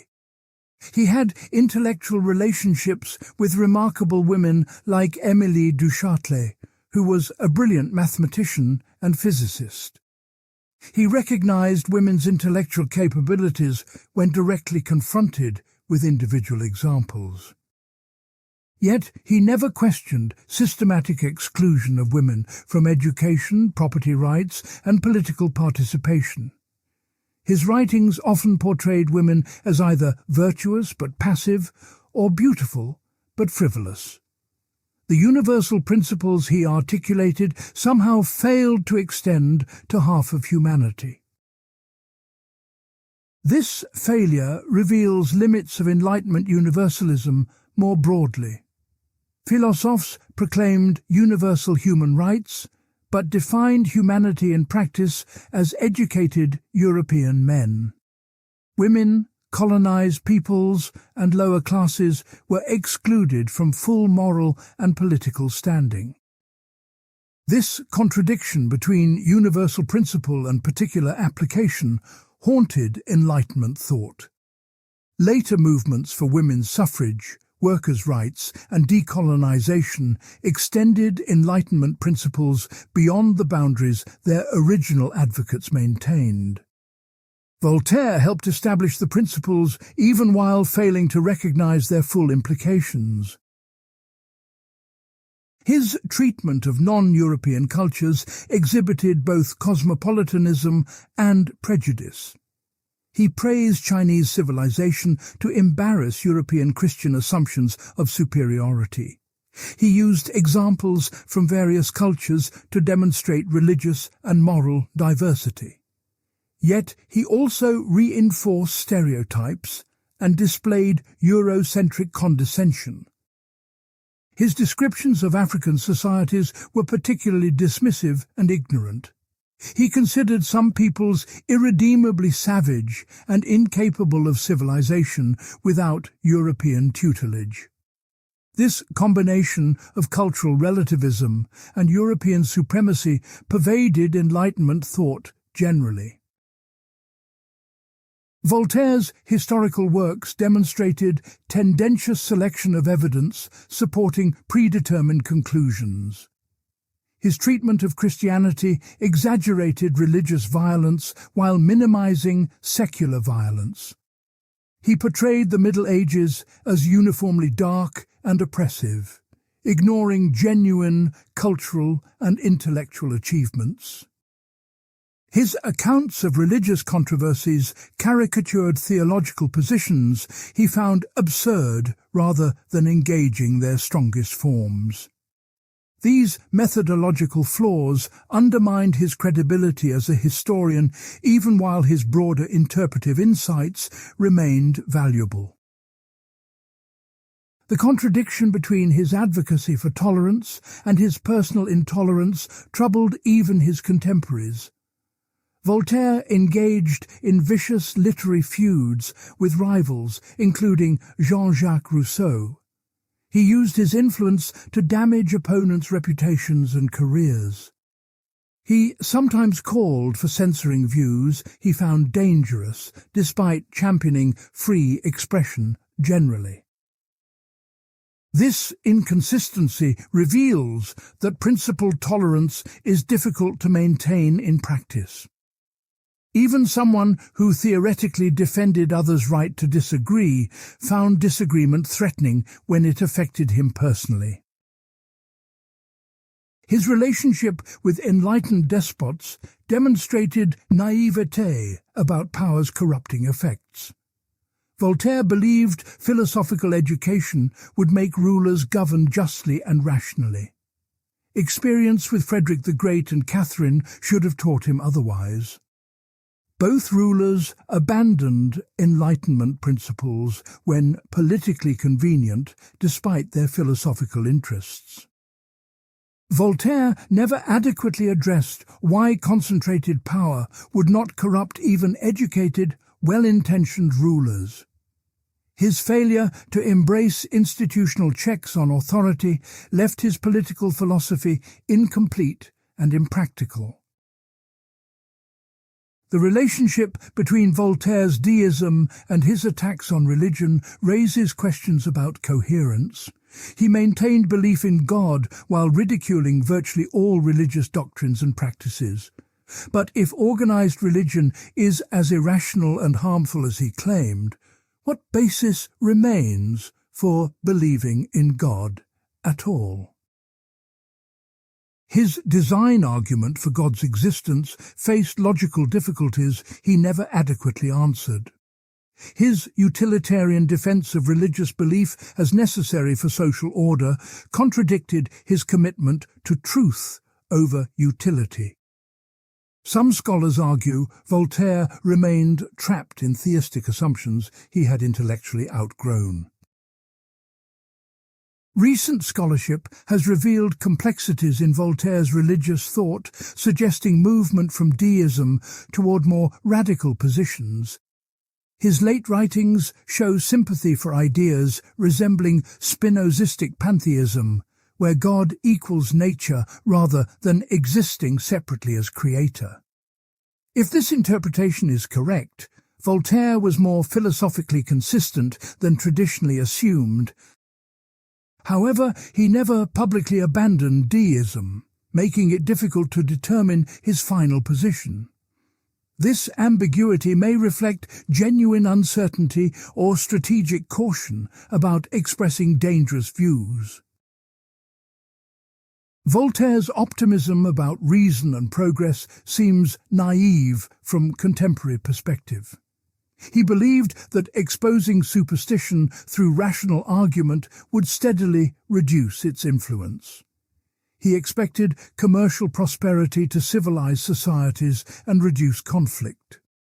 He thought educated leaders would implement reforms benefiting human welfare. These expectations were repeatedly disappointed. Religious conflict persists despite centuries of rationalist critique. Economic development produces new forms of exploitation alongside prosperity. Educated leaders prove as capable of tyranny as ignorant ones. 20th century horrors particularly challenged Enlightenment faith in progress. World wars killed millions using technology produced by scientific advancement.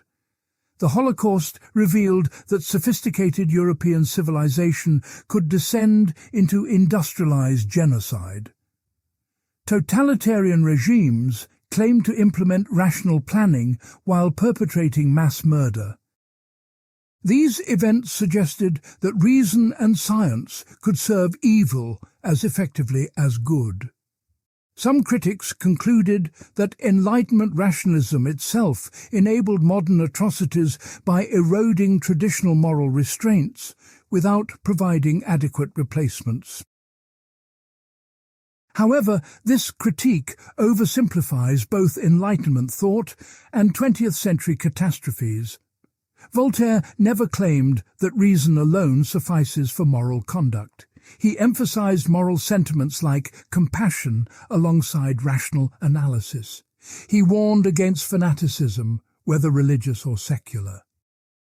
Nazi ideology explicitly rejected Enlightenment universalism in favor of racial particularism and irrationalism. Soviet totalitarianism distorted Marxist thought through Leninist vanguardism that Voltaire would have recognized as dangerous. Blaming Enlightenment rationalism for fascism and communism requires ignoring how both movements rejected core Enlightenment values. Contemporary debates about Enlightenment legacy continue dividing scholars and public intellectuals. Defenders argue that Enlightenment principles of reason, individual rights, and scientific inquiry remain essential for human progress and should be defended against both reactionary and postmodern critics. Critics contend that Enlightenment universalism masked particular Western interests and enabled colonialism, environmental destruction, and cultural homogenization. Both positions contain partial truth requiring synthesis rather than simple acceptance or rejection. We need Enlightenment's critical spirit while recognizing its historical limitations and unfinished business.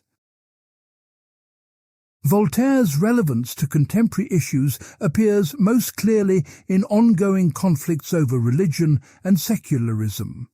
Should secular states accommodate religious practices that conflict with general laws? How much religious expression belongs in public spaces like schools and government buildings? Can liberal democracies tolerate religious communities that reject liberal values internally?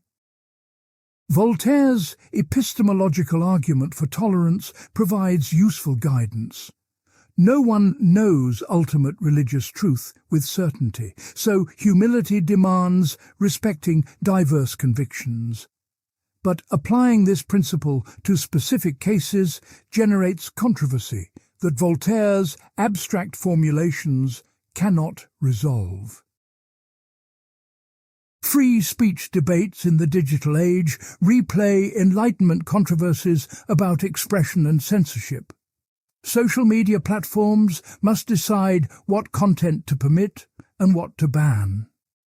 Governments struggle to balance free expression against dangers from misinformation, hate speech, and incitement.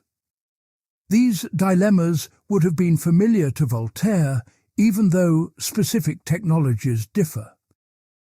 His arguments for protecting controversial speech remain relevant even as new circumstances require new applications. The underlying tension between liberty and order that concerned him persists in altered forms. The scientific method Voltaire championed faces new challenges from science denial and pseudoscience. Climate change denial, vaccine hesitancy, and conspiracy theories spread despite scientific consensus. The problem is not lack of evidence, but motivated reasoning and tribal identity influencing belief formation. Voltaire assumed that rational argument would overcome superstition once evidence became clear. Cognitive science shows that humans defend existing beliefs through biased interpretation of evidence regardless of rational arguments. This suggests limits to Enlightenment rationalism that require psychological understanding beyond philosophical argument. However, Voltaire's approach remains valuable despite these complications. Persistent advocacy for evidence-based reasoning eventually shifts opinion even when individual minds resist change. Institutional commitment to scientific method enables technological progress despite popular misconceptions. Education in critical thinking improves people's ability to evaluate claims, even if it does not eliminate bias. The solution is not abandoning Enlightenment rationalism, but understanding its psychological and social preconditions more deeply than Voltaire could. Questions about human nature that Voltaire engaged remain central to philosophy and science. Are humans primarily rational or primarily emotional creatures? How much does culture versus biology determine behavior? Can moral progress occur, or does human nature impose fixed limits? Voltaire's empirical approach to these questions, observing actual human behavior rather than deducing from first principles, anticipated scientific psychology. Modern research confirms some of his insights while contradicting others, enabling refinement of Enlightenment psychology through empirical investigation. The environmental crisis poses challenges that Enlightenment thought did not anticipate. Voltaire celebrated commerce and economic growth as civilizing forces producing prosperity. He never considered that unlimited growth might deplete resources or degrade environments beyond recovery. The assumption that human flourishing requires dominating nature now appears dangerously mistaken. Some environmentalists blame Enlightenment anthropocentrism for ecological destruction. Others argue that Enlightenment science and rationality provide tools for addressing environmental problems. Both perspectives contain truth requiring balanced assessment of what to preserve and what to revise in Enlightenment legacy. Voltaire's legacy remains contested precisely because it matters. If his ideas were merely historical curiosities, we could study them with detachment. But his arguments about tolerance, freedom, reason and progress continue shaping how we understand ourselves and organize society. Different political and ideological movements appropriate Voltaire for conflicting purposes. Secular humanists claim him against religious conservatives. Classical liberals invoke him against both traditionalists and socialists. Each group emphasizes aspects of his thought supporting their agenda while ignoring contradictory elements. Recovering Voltaire's actual views requires reading his works carefully in historical context. He was neither the pure rationalist champion of liberty that admirers portray, nor the destructive skeptic undermining civilization that critics denounce. He was a complex, contradictory thinker whose brilliant insights coexisted with significant blind spots. His value lies not in providing final answers to perennial questions, but in demonstrating how to engage them honestly. Question authority, demand evidence, defend the oppressed, mock the pretentious, remain humble about what you cannot know. These habits of mind remain Voltaire's most valuable legacy. The deepest lesson from studying Voltaire may involve recognizing limits of individual genius. No single person can transcend their historical moment completely or solve all intellectual problems. Every thinker's contributions exist alongside limitations, reflecting their particular circumstances and perspectives. Progress occurs not through discovering perfect philosophical systems, but through cumulative refinement across generations. We build on insights from Voltaire and other Enlightenment thinkers while correcting their errors and addressing issues they could not have anticipated. This process of critical appropriation, taking what is valuable while rejecting what is harmful, characterizes intellectual and moral development. Voltaire's contemporary relevance ultimately depends on whether his fundamental commitments remain defensible. Should we still believe that reason provides reliable guidance for understanding nature and organizing society? Should we maintain that tolerance and freedom represent fundamental values worth defending? Should we work toward reducing human suffering through practical effort rather than accepting it as metaphysically necessary? Most people in liberal democratic societies answer yes to these questions, though interpretations vary.